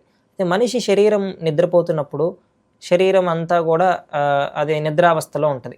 నిద్ర లేచిన వెంటనే మనిషికి శక్తి కావాలి, ఉత్తేజం కావాలన్నమాట. అంటే ఫ్యూయల్ ఇప్పుడు ఇంజన్ ఒకసారి స్టార్ట్ అవ్వాలి కదా. అలాగా ఋషులు ఏం చేశారు, శారీరకమైనటువంటి విషయాల్ని కూడా దృష్టిలో పెట్టుకున్నారు. నిద్ర లేచిన వెంటనే చేసేటువంటి కర్మ ఏంటి, కళ్ళు తెరుస్తాం. అందుకే ఒక వైపు నుంచి నిద్ర లేచి వెంటనే కళ్ళు తెరవద్దు అని చెప్పారు. శరీరానికి రాపిడి చేసుకో. మన శరీరంలో ఉన్నటువంటి నరాలన్నీ కూడా పైనుంచి ఆపాద మస్తకం అని చెప్పాను, కాలు నుంచి పైన ఉన్నటువంటి ఆర్గన్, ప్రతి ఒక్క అంగానికి ఉన్నటువంటి ఒక మెయిన్ వైర్ అనుకోండి, మెయిన్ నరం అన్నీ కూడా చేతిలో ఉంటాయి, అరిచేతులు అరికాలలో ఉంటాయి. మీరు వన్స్ ఇలా ర్యాపిడ్ చేయంగానే ఒక అగ్ని పుడుతుంది చేతిలో. ఆ ర్యాపిడ్ పుట్టంగానే అది కళ్ళకు అద్దుకోగానే ఒక్కసారిగా బాడీ అంతా కూడా ఓకే అలర్ట్ మోడ్కి వచ్చేసి ఓకే నేను లెగుస్తున్నాను. అప్పుడు ఈ కర్మకి నువ్వు ఎప్పుడైతే శ్లోకం కానీ మంత్రం కానీ చెప్తావో మరింత రెట్టింపు శక్తి వస్తుంది. అంటే చేసే పనికి ఒక దివ్యత్వాన్ని, అంటే అక్కడి నుంచి భక్తి మొదలైపోతుంది. చూసారా, చేయడం వల్ల ఏంటంటే ఇప్పుడు భక్తి ఉన్న పలంగా బాగా అలంకరణ అయిపోయి బాగా బొట్లు పెట్టేసుకొని దాని తర్వాత ఒకటేసారి వీభత్సంగా, ఇప్పుడు కొందరు ఎలా ఉంటారండి, అంటే ఎవరిని మనం అంటున్నాను కాదు, ఒకేసారిగా చేసేస్తుంటారు అవగాహన లేక. ఋషులు ఏం చెప్పారు, ఒకటేసారి ఎక్కువ వద్దు నాన్న, నీ నిత్య విధుల్లోనే కొంచెం కొంచెంగా చేసుకుంటే వెళ్ళు. ఒకటేసారి ఎక్కువ కన్సిస్టెన్సీ మ్యాటర్స్ అంటారు కదా. ఇప్పుడు కన్సిస్టెన్సీ అనేది ప్రతిరోజు కొంచెం కొంచెం చేసుకుంటూ వెళ్ళాలి. ఒక దశకి నీకు అందులో డెప్త్ తెలుస్తుంది. ఇక్కడ చేసేటువంటి కర్మకి ఎప్పుడైతే ఇలా ర్యాపిడ్ చేసుకుని కద్దుకొని ఆ శ్లోకం చెప్పుకొని కరాగ్రే వసతే లక్ష్మి, కరమధ్యే సరస్వతి, కరమూలే స్థితా గౌరి, ప్రభాతే కరదర్శనం, అలా చదువుకోగానంటే అరిచేతుల్లోనే కరాగ్రమున, అగ్రం అంటే పైన భాగమున కరాగ్రే వసతే లక్ష్మి, లక్ష్మీదేవి, కరమధ్యే సరస్వతి, మధ్యలో సరస్వతిదేవి స్థితమై ఉంటుంది, కరమూలే స్థితా గౌరి అంటే గౌరీదేవికి ఉంటారు, కొందరు గోవింద అంటారు. అలాగా ఒక్కొక్క మంత్రాల్లో ఒక్కొక్కరు అంటే వాళ్ళు జతపరుచుకున్నారు. మళ్ళా ముగ్గురు అమ్మవార్లు కాబట్టి అలాగా అమ్మవారిని చూసుకుంటే ఆ కర్మకి లేకంగానే అరే ఒక దివ్యమైన భావన. అర్థమైందా? నిద్ర ఇప్పుడు సాధారణంగా నిద్ర లేసేయచ్చు, కానీ ప్రత్యేకంగా పూజ కూర్చునే కన్నా రోజు చేసేటువంటి నిత్య విధికి ఒక శ్లోకాన్ని జతపరచడం వల్ల, ఇప్పుడు అక్షర జ్ఞానం చదవడం వల్ల మెమరీ అటెన్షన్ అయిందా. సో దీనివల్ల ఏం పడుతుంది, ప్రతి మనిషికి కూడా మెమరైజేషన్ క్యాపబిలిటీ పెరగాలి. చాలా మందికి చూడండి వయసు పెరిగే కొద్దీ మతిమరుపు వచ్చేస్తుంటుంది. సో మనకున్న అలవాట్లే మన ఆరోగ్యం. మనకి ఏవైతే అలవాట్లు ఉంటాయో అదే ఆరోగ్యం. చాలా మందిని 60 ఏళ్ళు 70 ఏళ్ళు వచ్చేసిన తర్వాత మీరు ఎందుకు ఇంత ఆరోగ్యంగా ఉన్నారండి అంటే వాళ్ళకున్న అలవాట్లే. కొంచెం పెందలాడే తినడం అని, కొద్ది రోజు వాకింగ్ చేయడం అని అలా అంటారు. అలాగే ఈ నిత్య విధి ఇప్పుడు నిద్ర లేవగానే చేతులు ఇలా రబ్ చేసుకొని ఇలా రాపిడి చేసుకొని కళ్ళకు అద్దుకొని చూసుకోవడం వల్ల ఈ శ్లోకం. అలాగా ప్రతి శ్లోకాన్ని అంటే ఒక కర్మకి ఒక శ్లోకాన్ని జతపరిచి చేయడం వల్ల దానికి ఒక ఆరోగ్య ప్రయోజనం కూడా ఉందండి. ఆరోగ్య ప్రయోజనం ఉంది, అలాగే ఆధ్యాత్మిక ప్రయోజనం. ఆధ్యాత్మిక ప్రయోజనం అంటే ఆ శ్లోకంలో ఈ అమ్మవారిని ఆరాధన కూడా అయిపోతుంది. వయసు పెరిగే కొద్దీ ఈ శ్లోకాల యొక్క అర్థాలు పెరిగిపోతుంటే అనేక శ్లోకాలు కూడా చదువుకుంటూ ఉంటారు. ఇలాగనమాట. ఓకే. అంటే ప్రతి కర్మకి ఉంది అంటున్నారు కదా. ప్రతి కర్మకుండి. నిద్ర లేవంగానే మొదలుపెట్టిన దగ్గర నుంచి మనము భూదేవిని స్పర్శించేటప్పుడు ఒక మంత్రం చదువుతారు. ఎందుకు చదువుతారు? దాని ఉద్దేశ్యం ఏంటి? ప్రతి ఒక్క మనకి ఋషుల పరంపరలు ఏం చెప్పారంటే చేసే ప్రతి కర్మకు కూడా ఒక దివ్యంగా ఉండాలి. దైవత్వాన్ని నీ మనసులో భావన రావాలి. ప్రతి మనిషి కూడా అనేకమైనటువంటి భావజాలాలతో ఉంటారు. వాళ్ళు తినే ఆహారం బట్టి. మనం ఏం తింటాము? సత్వ రజస్ తమో గుణాలు 3 గుణాలు ఉంటాయి. సాత్వికంగా ఉంటారు, కొందరు తామసంగా ఉంటారు, కొందరు రజోగుణంతో ఉంటారు. ఇప్పుడు ఒక వ్యక్తి శాకాహారమే తీసుకున్నాడు అనుకోండి. శాకాహారమే తీసుకున్నాడు, నిత్యం మంచిగా చక్కటి శుద్ధమైన ఆహారం తీసుకుంటాడు. తన భావజాలం ఎలా ఉంటుంది? సాత్వికంగా ఉంటుంది, ఎవరికి హాని కలిగించకుండా ఉంటుంది. కొందరు బాగా ఉప్పులు పులుపులు ఇవన్నీ ఎక్కువ తీసుకుంటూ ఉంటారు అనుకోండి, వాళ్ళ ఆహారం అలా కొందరు ఉంటారు. ఆ రుచి ప్రియులు కూడా ఉంటారు. సో వాళ్ళది తామసికమైనటువంటి వాళ్ళు ఎలా ఉంటారు? కొంచెం ఇదిగా చిడబాటుగా ఉంటూ, దాని తర్వాత కొద్దిగా వేరే వాళ్ళ మీద ఇదిగా, అంటే రకరకాల భావంతో ఉంటారు. సాత్వికంగా లేకపోకుండా అనుకోండి. కొందరు రాజసంగా, వాళ్ళు మాంసాహారం తీసుకున్నా, కారాలు ఎక్కువ తీసుకున్నా, ఇంకా ఎక్కువ తీసుకున్నా వాళ్ళు యుద్ధానికి డైరెక్ట్గా వాళ్ళు యుద్ధమే చేద్దాం అంటారు. అంటే ఇంకా వాళ్ళకి ఏదున్నా కయ్యానికి కాలు దూకుతారు అనమాట. అలాగుంటారు అనమాట. అయితే మన ఋషులు ఏం చేశారంటే, మనిషికి అంతిమాన కావాల్సినటువంటిది మోక్షం. ఆ మోక్షం అనేది ఎప్పుడో వయసు అంతా అయిపోయిన తర్వాత, వయసు అంతా అయిపోయిన తర్వాత, శరీరంలో సత్తువ అంతా అయిపోయిన తర్వాత ఆ మార్గంలోకి వెళ్ళేటప్పటికి శరీరం సహకరించదు. అప్పుడు నీకు మెచ్యూరిటీ ఉంటుంది, అప్పుడు నీకు చాలా మెచ్యూరిటీ ఉంటుంది, జ్ఞానం ఉంటుంది, కానీ శరీరం సహకరించదు. అప్పుడు మనిషి జన్మ వ్యర్థం అయిపోయినట్టేగా. ఇంత వయసు వచ్చింది, చదువుకున్నారు, 4 రూపాయలు సంపాదిస్తూ ఉంటారు, పెళ్ళి అవుతుంది, పిల్లలు పుడుతుంటారు, అన్నీ అయిపోతుంది, అయినా ఏదో మిగులుతుంది. మీరు ఇప్పుడు చూసుకుంటే చరిత్రలో ఎంతో మంది మహనీయులందరూ కూడా ఎంతో, అంటే వాళ్ళ యొక్క ప్రొఫెషన్ ఎంతో ఉద్ధరించిన వాళ్ళు కూడా ఒక అసంతృప్తితోనే చాలా మంది జీవితాన్ని గడిపేసుకుంటూ చనిపోయిన వాళ్ళు ఉన్నారు. మనిషి యొక్క పరమోన్నతి ఏంటిది? మోక్షం గురించి పోరాడాలి, మోక్షాన్ని సంపాదించాలి సాధన చేసుకుంటూ. మరి అంతటి జ్ఞానం అప్పుడు రావాలంటే నీకు బేస్మెంట్, అంటే బాల్యంలోనే ఆ బేసిక్స్, ఆ చిన్నగా ఈ శ్లోకాలు మంత్రాలు, ఈ ప్రతి ఒక్క కర్మ మీద ఆ దైవిక భావన అడుగడుగున నీకు పెంపొందించాలి. ఇప్పుడు ఒకసారి వైరాగ్యం వచ్చేయడం కాదు, ప్రతి ఒక్క కర్మలో కూడా. అంటే భూదేవికి నమస్కారం, అరే ఇది భూదేవి అంటే ఇక్కడ ఏమవుతుందంటే వినయం పెరుగుతుంది. మనిషికి అహంకారం పోయి వినయం అనేది పెరుగుతుంది. ఆ వినయం దేనికి తీస్తుంది? సాధన బాగా వెళ్ళేటట్టు చూసుకుంటే. మనిషికి అహంకారం ఉందనుకోండి, జ్ఞానాన్ని సంపాదించలేడు అనమాట. మరి ఆ వినయాన్ని పెంపొందించడం కోసము చేసేటువంటి ప్రతి పనిలో కూడా ఒక దైవమైన భావన. మీరు చూడండి, ఎవరైనా తలెత్తుకొని శ్లోకాలు చెప్పరు, తలదించుకొని వినయంగా చెప్తారు. అన్నపూర్ణే సదాపూర్ణ అంత భూదేవికి వంగి నమస్కారం చేసుకుంటారు. మళ్ళీ ఏదైనా చేసినా కూడా ఇలా చేతులు రుద్దుకొని తలదించుకొని చేసుకుంటారు. అంటే ప్రతిసారి కూడా వినయంగా ఉండడం అనేది ప్రతి ఒక్క కర్మలో కూడా నేర్పించేస్తుంది. మీరు చూడండి, ఇవన్నీ ఎంత దారి తీస్తాయంటే, ఎప్పుడో వయసు వచ్చేసిన తర్వాత వచ్చేటువంటి చేయాలి, సాధన చేయాలనుకునే దానికి ఈ చేసే ప్రతి ఒక్క కర్మ వెనకాల శ్లోకం చెప్పడం వల్ల, అంటే గ్రౌండ్ లెవెల్లో ఉండాలండి. ఇప్పుడు మనిషికి అహంకారం పెరిగిపోకూడదు. ఆ అహంకారం పెరిగిపోవడం కానీ, ఒక పెద్ద ఘమండిగా ఉండడం కానీ, ఇలాంటివన్నీ పెరగకుండా ఉండడం కోసము చేసే ప్రతి పనికి ఈ క్రియ అనేది పెట్టారు, ప్రతి ఒక్క శ్లోకం పెట్టారు. అలాగే మీరు నిద్ర లేచిన వెంటనే కరదర్శనం అంటారు. దాన్ని కరాగ్రే వసతే లక్ష్మీ, కరమధ్యే సరస్వతి, కరమూలే స్థితా గౌరి, ప్రభాతే కరదర్శనం అలా చెప్పారు. దాని తర్వాత అంటే ఈ శ్లోకంకి అర్థం ఇందా చెప్పుకున్నాం. దాని తర్వాత లేచిన వెంటనే ఏం చేస్తాం? భూదేవికి నమస్కారం చేస్తాం.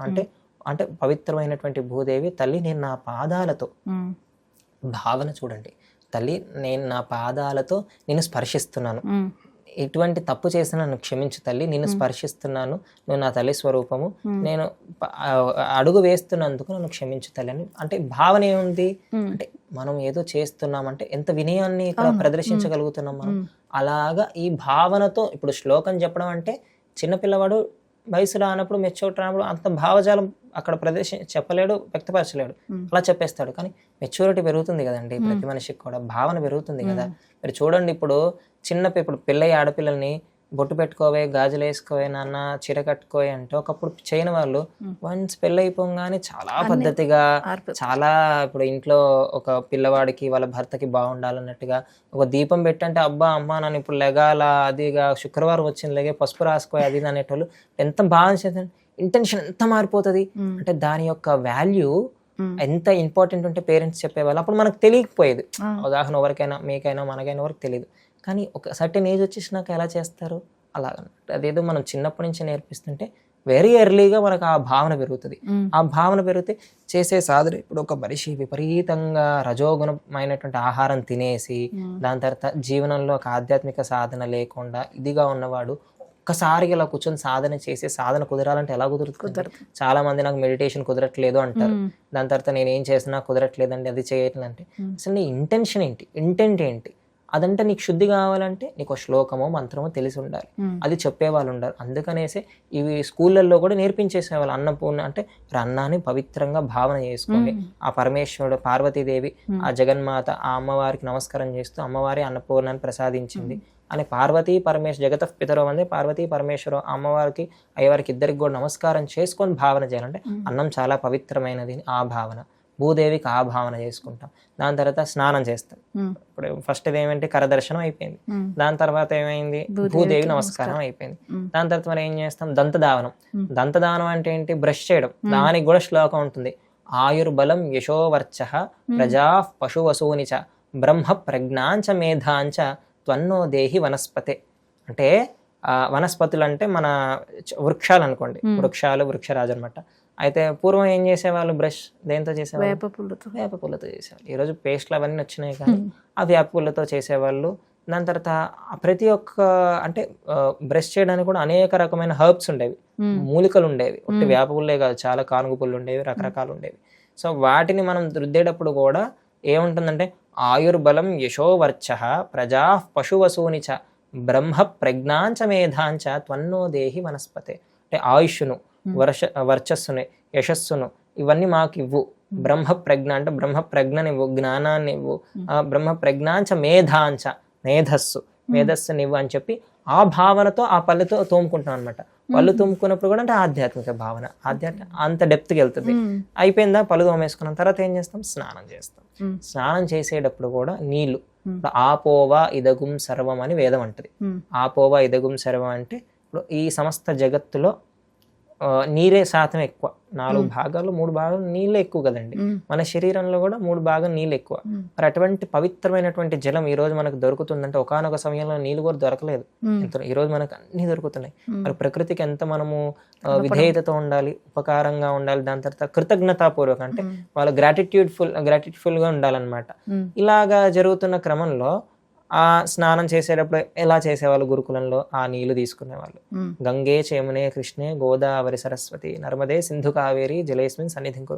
అలాగా అనేక శ్లోకాలు ఒక్కొక్క పరంపరలు నేర్పేవాళ్ళు. అంటే ఈ సప్త నదులు కానీ ఈ తీర్థ జలాలన్నీ కూడా ఈ యొక్క జలంలో రావాలని భావయుక్తంగా ప్రవేశింపజేసేవాళ్ళు. చేసి ఆ నీళ్ళల్లో కలుపుకొని, అంటే ఇప్పుడు భావన ఉందనుకోండి ఆ నీటికి శక్తి వచ్చినట్టేగా. అవి చేసుకోవడం వల్ల బాడీ హీల్ అవుతుందా?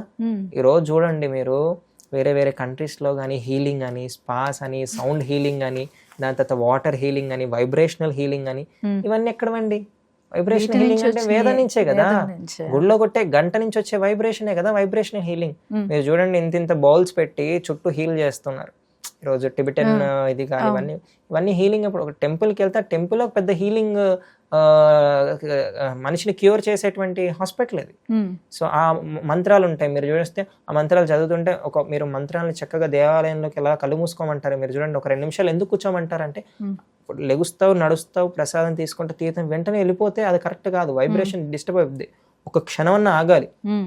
నీకు అది శరీరానికి ఇంకాలి అంటే ఆ క్షణం ఆ యొక్క శక్తి అక్కడ ఘంటానాదం ఉంటుంది. అంటే పంచలోహాలతో చేసేటువంటి ఆ శక్తి, శంఖానాదం ఉంటుంది, మంత్రశక్తి ఉంటుంది, ఒక దేవతా విగ్రహంలో ఒక శక్తి ముహూర్తం ఉంటుంది.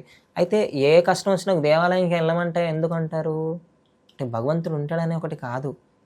ఇప్పుడు భగవంతుడు అయితే ప్రత్యక్షంగా రారు కదా, ప్రత్యక్షంగా రారు. మరి ఎందుకు వెళ్ళమంటారు అంటే మన భావంతో ఆలోచించాలి. ఇంకో విషయం చెప్పనండి. ఇక్కడ భగవంతుడి ప్రత్యక్షంగా వచ్చేసి ఈ కష్టం తీర్చేస్తానన్నాడు. కష్టం అనేది సమస్య, ప్రశ్న, దానికి ఉపాయం కావాలి, సొల్యూషన్ కావాలి. ఇప్పుడు నువ్వు దేవాలయంకి వెళ్తే మనసు ప్రశాంతంగా ఉన్నప్పుడు మనిషికి చాలా ఆలోచనలు వస్తాయండి, గొప్ప గొప్ప ఆలోచనలు వస్తాయి. మనిషి అల్లజడితో ఉందనుకోండి కష్టంగా ఫీల్ అవుతాడు. కష్టమైన సుఖమైన ఇక్కడ మొదలవుతుందండి మెదటిలో. అరే ఇప్పుడు ప్రెషర్గా ఉంది అని. కానీ ఆలోచన కూడా అక్కడే మొదలవుతుంది. మీరు చూడండి, ఎదుటోడు కష్టం వచ్చింది అనుకోండి, మనం చెప్తాం, మనం ప్రశాంతంగా న్యూట్రల్గా ఉంటుంది కాబట్టి వాళ్ళకి ఇలా చేసేసుకోవచ్చు కదా, అలా చేసేసుకోవచ్చు కదా అని మనం చెప్తాం. అది మన మీద వెయిట్ పడ్డది అనుకో, మన మైండ్ కూడా పనిచేయదు. ఎంతో మందికి ఉపాయాలు చేసినప్పుడు. మంచి నువ్వు దేవాలయంకి వెళ్తే ఎప్పుడైనా ఏ కష్టం వచ్చినా దేవాలయం కదా ఫస్ట్ ఏం చేస్తుంది, అది నీ మెంటల్ స్టేట్ని క్యూర్ చేస్తుంది. ఆ మంత్రాలు కానీ, ఆ ఎన్విరాన్మెంట్ కానీ, ఆ పరిసరాలు, ఆ మంత్రాలు, ఆ ప్రసాదం, ఆ దివ్యత్వం కొన్ని మనసు శాంతం అవుతుంది. శాంతమైనాక నీకున్న కష్టానికి ఈ మనసు శాంతమైనప్పుడు ఉపాయం నువ్వే ఆలోచిస్తావు. అందుకని దేవాలయాలకు వెళ్ళమంటారు. అందుకే దేవాలయాలకు వెళ్తే ప్రశాంతంగా ఉంటుంది అనుకుంటాము, ఉంటుంది, కానీ దీని వెనక ఇంత ప్రక్రియ జరుగుతుంది అనేది తెలియదు. డెఫినెట్లీ ఇలా కూర్చోమంటారు, ఖచ్చితంగా కూర్చోమంటారు. ఇది అందరికి తెలుసు. మళ్ళీ గుడికి వెళ్ళావో పక్కన కూర్చోవాలి, ఖచ్చితంగా కూర్చోరు, ఒక నిమిషం కూర్చోరా అని వాళ్ళ అమ్మనో నాన్ననో అంటారు. ఎందుకంటారంటే మెంటల్ బాగుంటది. ఇప్పుడు గుడికి, ఇప్పుడు ఎగ్జామ్ రాయడానికి వెళ్దాం, గుడికి వెళ్ళు, మైండ్ స్ట్రెస్ నుంచి బయటకు వచ్చి ప్రశాంతంగా రాయగలుగుతారు. అంతే. ప్రతిరోజు దేవాలయం దర్శనం చేసుకోవడం కాదు, మీకు అర్థమవుతుందా? అంటే spirituality is not only devotion, only భక్తే కాదు, అందులో హీలింగ్ ఉంది, అందులో సైన్స్ ఉంది. ఇప్పుడు ప్రత్యేకంగా డాక్టర్, ఇప్పుడు మీరు చూడండి, నాకు తెలిసినటువంటి ఎంతో న్యూరో సర్జన్ డాక్టర్స్ కూడా నా దగ్గర శ్లోకాలు నేర్చుకుంటున్నారు. నా దగ్గర శ్లోకాలు అంటే మా దగ్గర వేదిక్ బ్రదర్స్ ఆన్లైన్లో మేము క్లాసెస్ చెప్తున్నప్పుడు ఎంతోమంది న్యూరో సర్జన్స్ కానీ ఆస్ట్రేలియా నుంచి కానీ, అమెరికా నుంచి, కాలిఫోర్నియా నుంచి కానీ, ఆఫ్రికా నుంచి, అక్కడ ఉన్నటువంటి న్యూరో డిపార్ట్మెంట్స్లో ఉన్న వాళ్ళు వాళ్ళ పిల్లలకి మా దగ్గర శ్లోకాలు నేర్పిస్తున్నారు. ఎందుకంటే వాళ్ళు ఎంత అధ్యయనం చేసి అక్కడ వెళ్ళి చదువుకున్నప్పటికి కూడా అక్కడ స్కూల్స్లలో, అక్కడ వాటిలలో, నాసాలో కానీ ఇంకో దగ్గర కానీ శ్లోకాలు, మంత్రాలు వాళ్ళకి నేర్పిస్తున్నారు, భగవద్గీత నేర్పిస్తున్నారు హీలింగ్ జరుగుతున్నప్పుడు.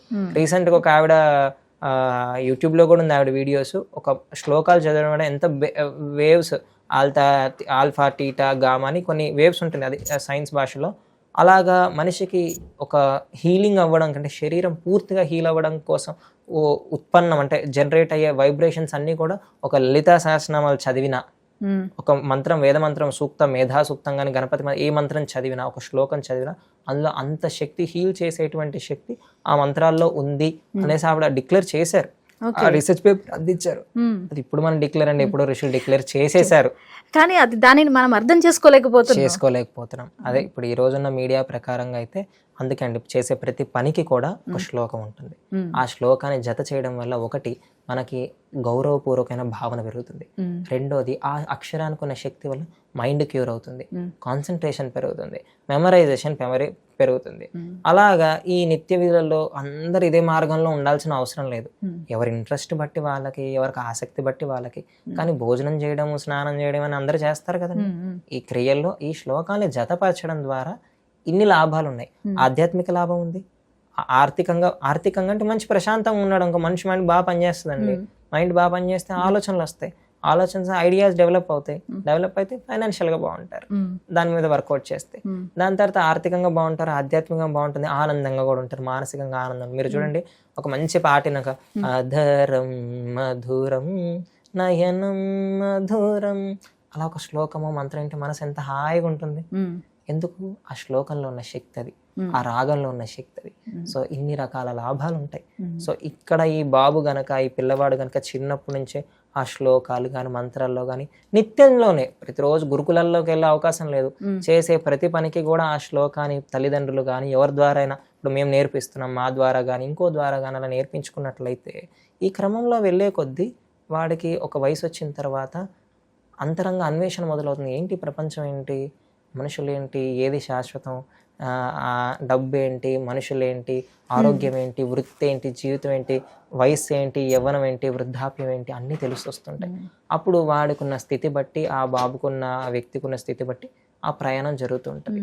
అంటే ఎప్పుడో 25 ఏళ్ళ పీరియడ్ ఆఫ్ అంతా అయిపోయిన తర్వాత ఇదంతా అశాశ్వతం అని అక్కడ మొదలై కన్నా ఇక్కడి నుంచే మొదలయ్యాడు అనుకోండి, అటు ప్యారలల్గా తన స్పిరిచువల్ లైఫ్ని కంటిన్యూ చేస్తూ ఉంటాడు, professional life, family life continuous. మన వేదం అదే చెప్పిందండి, శాస్త్రాలు అదే చెప్పినాయి. నువ్వు ఏదన్నా ఉద్యోగం చేయి, ఉదయం లేచిన వెంటనే ఒక 10 నిమిషాలు జపం, 10 నిమిషాలు ధ్యానం అవి చేసుకో, దాని తర్వాత నీ ప్రొఫెషన్లోకి వెళ్ళిపో. మళ్ళీ సాయంత్రం ఇంటికి వచ్చిన వెంటనే స్నానం చేసే 10 నిమిషాలు. అంటే ఇక్కడ నీకు స్పిరిచువల్ లైఫ్ జర్నీ జరుగుతుంది. దాని తర్వాత మార్నింగ్ డే టైం అంతా ప్రొఫెషన్ చేసుకో, దాని తర్వాత ఇంటికి రాగానే నీ యొక్క భార్య పిల్లలతో ఉండు, అమ్మా నాన్నతో ఉండు, అది జరుగుతుంది. ఇవంటే అంటే అన్నిటినీ కూడా మధ్య మార్గంగా వెళ్ళాలి. ఒకటేసారి విపరీతంగా అవసరం లేదు. అంటే ఆ దశ వచ్చినప్పుడు అంత మనకు స్వేచ్ఛ ఉన్నప్పుడు ఒకేసారి వెళ్ళొచ్చు. కానీ కొందరు ఏం చేస్తారంటే, కొందరికి ఎలా ఉంటుంటే అవగాహన లేకండి, వాళ్ళని మనం అనడానికి లేదు. ఇప్పుడు అవగాహన లేదు, మాకు తెలిసింది కాబట్టి మేము చేసుకుంటూ వెళ్తూ ఉన్నాం ఎంతో కొంత. సో అట్లాగా ఇది అందరికీ తెలియాలి. ఇప్పుడు మీడియా అంటే మాధ్యమం, అందరికీ ప్రసారణ అవుతుంది కాబట్టి నేను అంటే మేమేం చెప్తామంటే, మేము కానీ గురువులు కానీ ఋషులు ఏం చెప్పారు, మేమంటే ఋషులు ఏం చెప్తారంటే, చిన్నగా ఉన్నప్పుడే ఈ శ్లోకాలు మంత్రాలు కనుక అందుబాటులో ఉన్నటువంటి గురువుల ద్వారా కానీ ఇంకో ద్వారా కానీ నేర్పించాలి. నేర్పించడం ఏమవుతుంది, నేను చెప్పాను కదా, ఆరోగ్యంగా బాగుంటారు, మెమరీ పవర్ పెరుగుతుంది. ఈ రోజు ఎంతో మంది పిల్లలకి స్పష్టంగా మాట్లాడలేకపోతున్నారండి. ఇప్పుడు నేను ఇప్పటి వరకు నేను చెప్పింది ఒక ఎత్తు అయితే, అవి చదవడం వల్ల ఒక ఎత్తు అయితే, ఇప్పుడు మనం మొబైల్ ఫోన్స్ ఎక్కువ వాడడం వల్ల. మీరు ఇంకో ప్రశ్న అడిగారు, గర్భంది ఆ ప్రశ్న. అవును, అది గర్భస్థ దశ నుంచే వింటారు అని పెద్దవాళ్ళు చెప్తూ ఉంటారు. ఎవరైనా మన ఇంట్లో గర్భంతో ఉన్నప్పుడు సహస్రనామాలు వినండి, లేదా లలిత సహస్రనామము, విష్ణు సహస్రనామము వినండి అంటారు. ఇప్పుడు ఉన్న జనరేషన్ తీసుకునేదంటే వాళ్ళు అలాగే చెప్తారులే అని అనుకుంటూ ఉంటారు. కొంతమంది దాన్ని ఆచరించే వాళ్ళు కూడా అంటారు. అంటే రియల్గా ఎలాంటి ప్రయోజనాలు ఉంటాయి, నిజంగానే ఆ పిండం మీద ఆ వైబ్స్ పడతాయా? అవునండి, ఇదైతే వాస్తవం. ఎందుకంటే మనకి పురాణాల్లో చూసుకున్నప్పుడు కూడా గర్భధారణ సమయం అంటే 9 నెలల ఈ పీరియడ్ ఆఫ్ ఈ పరిధి, ఇంత సమయంలో ఒక్కొక్క నెల ఒక్కొక్కటి చేయాలని కూడా శాస్త్రం చెప్తుంది. అయితే ఖచ్చితంగా వాళ్ళకి ఆహారం, శరీరానికి ఖచ్చితంగా ఆహారం కావాలి. అందుకని సరైన సాత్వికమైన ఆహారం తినాలి, బలంగా ఉండేటువంటి ఆహారం తినాలి. దాని తర్వాత వాళ్ళకి మానసికమైనటువంటి ఒత్తిడిని తీసుకొని రావద్దు. అంటే వాళ్ళతో గలాట కానీ, మాట్లాడడం కానీ, అరవరాలు కానీ, కోప్పడ్డాలు కానీ, ఈ సున్నితమైనటువంటి లక్షణాలు అంటే సున్నితంగా ఈ సన్న కూడా ఆ పిండం మీద ప్రభావం పడతాయి. అంటే ఏది చేసినా మీరు ఏదైతే ఫీల్ అవుతారు, ఇప్పుడు నేను మిమ్మల్ని గట్టిగా అందంగా పొగిడాడు అనుకోండి, హాయిగా మీలో ఒకలాంటిది లోపల ఒక కెమికల్ జనరేట్ అవుతుంది అంటారు. ప్రతి మనిషి ఏ ఎమోషన్ చేసినా లోపల ఒక్కొక్కటి జనరేట్ అవుతుంది అని అంటారు. కోపంగా ఉన్నప్పుడు ఒక్కొక్క లాంటిది రిలీజ్ అవుతుంది అని అంటారు. అలాగా మీకు ఏది జరిగినా అది మీ యొక్క అంటే ఏదైతే తల్లి యొక్క గర్భంలో ఉన్నటువంటి పిల్లవాడు కానీ, అమ్మాయి కానీ అబ్బాయి కానీ ఆ గర్భం మాత్రం డెఫినెట్లీ ఆ ప్రభావం పడుతుంది. అయితే దానికి ఋషులు మునులు కానీ శాస్త్రం ఏమన్నా అంటే, ఆ సమయంలో చక్కగా ఆహారం తిని ఇంట్లో ఎటువంటి స్థితి ఉన్నా అందరూ కూడా ప్రశాంతంగా ఉండాలని ముందు మీరు డాక్టర్స్ చెప్తారు. ఒత్తిడి జరిగేటువంటి అంటే టెన్షన్ కానీ, దాంతో ఎమోషన్ ఉన్నట్టు దూరంగా ఉండండి మీకు డాక్టర్సే చెప్తారు. అయితే అలాంటి టైంలో చిన్నప్పుడు ఎలా ఉండేది, గర్భంతో ఉన్నప్పుడు అమ్మమ్మ వాళ్ళ ఇంటికి వెళ్ళిపోయేవారు. ఈ రోజు అది తగ్గిపోయింది, మనకి ఇంట్లో ఉంటున్నారు కాబట్టి. అంటే కాలం ఎంత మార్పిడి వచ్చేసిందంటే, అంటే ఇదంతా కూడా మనకి బ్రిటిష్ వాళ్ళందరూ చేసినటువంటి ఒక్క పెద్ద, అంటే అప్పుడు ఆంగ్లేయులు చేసినటువంటి ఈ జాబ్ ఓరియంటెడ్ గానే వెళ్ళాలి, ఇదే అనే చెయ్యాలి అనే ఆ యొక్క చేంజ్ వల్ల ఎంటైర్ హ్యూమానిటీ యొక్క జీవన విధానమే చేంజ్ అయిపోయింది. అప్పుడు ఈ రోజున గర్భంలో ఉన్న తల్లి అటు పుట్టింటి కూడా వెళ్ళలేని పరిస్థితి. అవును, వాళ్ళు ఉద్యోగాలు చేసుకుంటూ ఇంకా ఒత్తిడిలోనే ఉన్నారు. గర్భంతో కూడా ఉద్యోగం చేస్తున్నారు. ఎంత రేడియేషన్ అది. అప్పట్లో అమ్మమ్మ వాళ్ళ దగ్గర ఉన్నప్పుడు అమ్మ ఉండేది, అంటే ఈ అమ్మాయి వాళ్ళ అమ్మ ఉండేది, వాళ్ళమ్మ కూడా ఉండేది. కొంచెం ఎర్లీగా మ్యారేజ్ అయ్యేది కాబట్టి, పెళ్లి అయ్యేది కాబట్టి. ఇప్పుడు ఆవిడ కొంచెం వయసులో అవగాహన, ఈవిడ ఆహారాన్ని చూసుకున్నప్పటికీ ఆవిడ శ్లోకాలు మంత్రాలు అమ్మాయికి నాన్న అలా, ఎందుకంటే వయసులో ఉంటారు కాబట్టి కొంచెం నిదానం పెరుగుతుంది ఆవిడకి. మంచిగా చెప్తే ఇలా ఉండాలి అలా ఉండాలి. ఈవిడ చెప్పేటువంటి ప్రతి మంచి మాటలు కూడా గర్భంలో ఉన్న శిశువు వినేది. శ్లోకాలు కానీ మంత్రాలు కానీ కళల గురించి కానీ. ఈవిడ మీరు ఎలా ఉండేదంటే, ఈ అమ్మాయి వాళ్ళ అమ్మగారు వంట చేసి అవన్నీ చేసినప్పటికి కూడా ఈ పెద్ద ఆవిడ పుస్తకం పట్టుకొని రామాయణం చదివేది. అలా కూడా మీకు తెలిసే ఉంటది. రామాయణం కూడా మహాభారతం చదవడం వల్ల వినిపిస్తుంటారు. ఈవిడ పడుకున్నా కూడా చదివేది. మీరు చూడండి, ఈ అమ్మాయి గర్భంతో ఉన్న తల్లి పడుకున్నా కూడా ఆ పక్కన అమ్మ, ఎందుకంటే గర్భంలో ఉన్న శిశువు వింటున్నాడంటారు. మీరు పద్మవ్యూహం గురించి అర్జునుడి యొక్క భార్య కడుపులో ఉన్నప్పుడు అభిమన్యుడే వింటాడు, కృష్ణుడు వచ్చి ఆపుతాడని కూడా చెప్తారు. ఇగో నువ్వు రహస్యం చెప్తున్నావు అన్నప్పుడు అభిమన్యుడు కూడా వినేస్తున్నాడు అనే ఇది జరుగుతున్నప్పుడు కృష్ణుడు వచ్చి ఆపుతాడు అనమాట. అందుకే ప్రవేశించడం తెలుసు కానీ తిరిగి రావడం అనేది తెలియదు అనమాట. అలా గర్భంలోనే ఖచ్చితంగా వింటారు. మరి ఈ రోజున్న తల్లిదండ్రులు ఏం చేస్తే బాగుంటుంది? ఎందుకంటే అప్పట్లో ఫోన్స్ లేవండి, రేడియేషన్ లేవు, చక్కటి చెట్లు ఉండేవి, ఇంట్లో తులసి మొక్కలు ఉండేవి, మానసికంగా అందరికి ఆ నాలెడ్జ్ ఉండేది. ఇంట్లో ఉన్న పురుషుడికి కానీ తండ్రికి కానీ, ఓకే అమ్మాయికి మనం ఇబ్బంది పెట్టద్దు, ఎటువంటి అంటే ఫైనాన్షియల్గా కానీ ఇబ్బందులున్నా ఏది ఉంటున్నారో రూమ్లలో మాట్లాడుకున్నా. అంటే ఈ అవగాహన ప్రతి ఒక్కరికి ఉండేది. ఎలా ఉండేది, వాళ్ళ తండ్రిదారులు వాళ్ళకి చెప్పారు. ఈ రోజుల్లో వివాహాలు అవుతున్నాయి, గర్భధారణ జరుగుతుంది, కానీ మెంటల్గా డిస్టర్బ్ చేయొద్దు అనే అవగాహన ఎంతమంది పురుషులలో ఉంది? చాలా తక్కువ కదండి, చాలా తక్కువ. ఎందుకంటే ఆమెను మనం మెంటల్గా డిస్టర్బ్ చేయకూడదు, నువ్వు అలా ఇలా అని మనం పోక్ చేయకూడదు. పోక్ చేసినట్టు మాట్లాడితే, అలా గుచ్చి మాట్లాడితే ఆ భావన తీసుకుంటూ ఈ పుట్టేవాడు పిల్లవాడు కూడా ఆ డెఫిషియన్సీస్తో పుడుతున్నారు. కరెక్ట్. రేడియేషన్ ఒకటి, టూ మచ్ ఆఫ్ ఫోన్స్ వాడుతుంటాం. మీరు చూడండి, గర్భంలో శిశువు తల్లి ఏదైతే ఫోన్స్ వాడుతుంటుందో ఆ రేడియేషన్ అప్పుడు ఒక్కొక్క కంటెంట్ ఏం చేస్తుంది, మన మెమరీ ఇలా ఒక 30 seconds వీడియో చూస్తుంటుంది, ఒక హ్యాపీ వీడియో చూడంగానే ఒక సాడ్ వీడియో, లేకపోతే ఇంకొక ఎమోషన్, ఇట్లా వెంటనే ఈ ఎమోషన్స్ అనేటివి మైండ్ ఒకటి అడాప్ట్ చేసుకునే లోపల ఇంకో ఎమోషన్, ల్యాగ్ కూడా లేదు, గ్యాప్ కూడా లేదు. అయితే మైండ్ ఎంత కన్ఫ్యూజ్డ్గా ఉంటుంది. అదంతా ఎవరికి వెళ్తుంది? శిశువుకి వెళ్తుంది.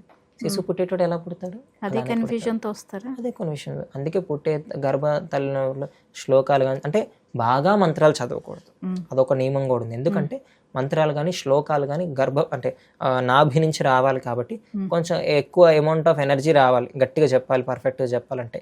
గర్భంతో ఉంటుంది కాబట్టి వినడంలో తప్పులేదండి, వినడంలో తప్పులేదు. అయితే కొంచెం గట్టి సౌండ్స్ కానీ గట్టి కూడా వినకూడదు.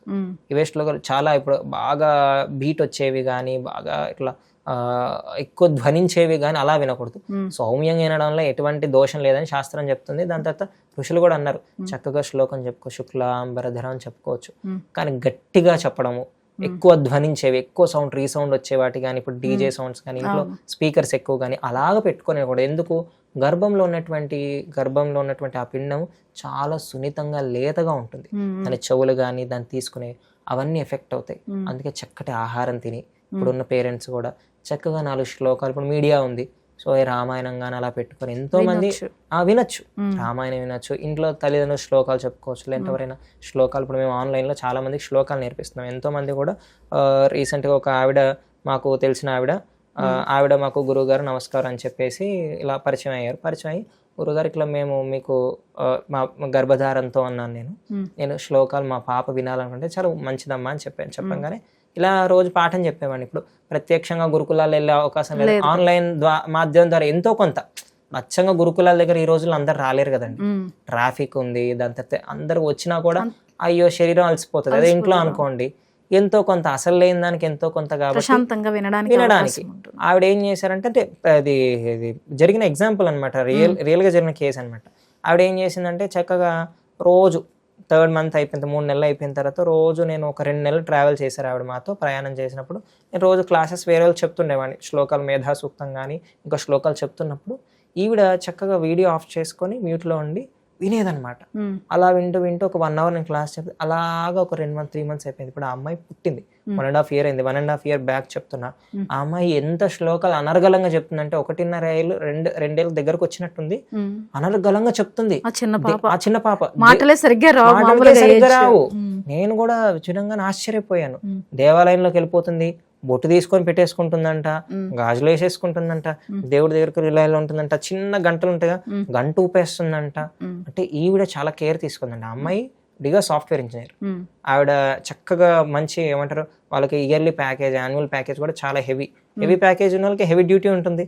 అయినా కూడా ఆవిడ ఉద్యోగాన్ని స్కిప్ చేసేసి, ఆ ప్రెగ్నెన్సీ టైం స్కిప్ చేసేసి చక్కగా రోజు నా క్లాస్ అయిపోయిన తర్వాత రామాయణం వినేది, చక్కటి ఆహారం తినేది, న్యూట్రిషియస్ ఫుడ్ కానీ అన్నీ ఆర్గానిక్గా తెచ్చుకునేది.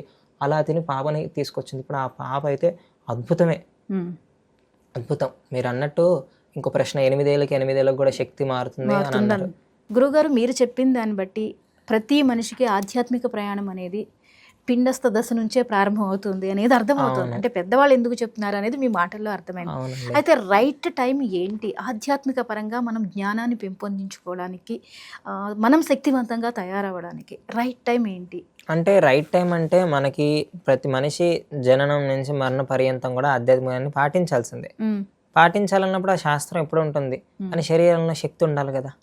ఆ శక్తి ఎప్పుడు ఉంటుంది? బాల్యంలో ఉన్న శక్తి ఇప్పుడు 8 ఏళ్ళు 10 ఏళ్ళు 16 ఏళ్ళ లోపు ఉన్నటువంటి శక్తి 25 వచ్చేసరికి ఉండదు, 25 35 ఉండదు, 30 45 ఉండదు. అయితే ఈ గర్భస్థ దశ నుంచే చెప్పాలని మన పెద్దవాళ్ళు చెప్పారు. కొందరికి అప్పుడు కుదురుతుంది, కుదరకపోతుంది. అయినప్పటికి కూడా శాస్త్రాలు ఏముంటుంది, ప్రతి మనిషికి కూడా 8 సంవత్సరాలకి శక్తి మారుకుంటూ వస్తుంది. మొదట 8 సంవత్సరాలు, 1 నుంచి మొదలు పెడితే 1, 2, 3, 4, 5, 6, 7, 8. అయితే ఈ 8 అంటే ఈ మొదటి 8 సంవత్సరాల్లో మనిషికి అంటే ఆ బాబుకి కానీ ఒక పిల్లవాడిని ఉదాహరణ తీసుకుందాం, తనకి తన పూర్వజన్మ ప్రభావంగా కానీ అది దాని యొక్క ఇది ఉంటుంది. ముందు శరీరంలో శక్తి ఎక్కువ ఉంటుంది.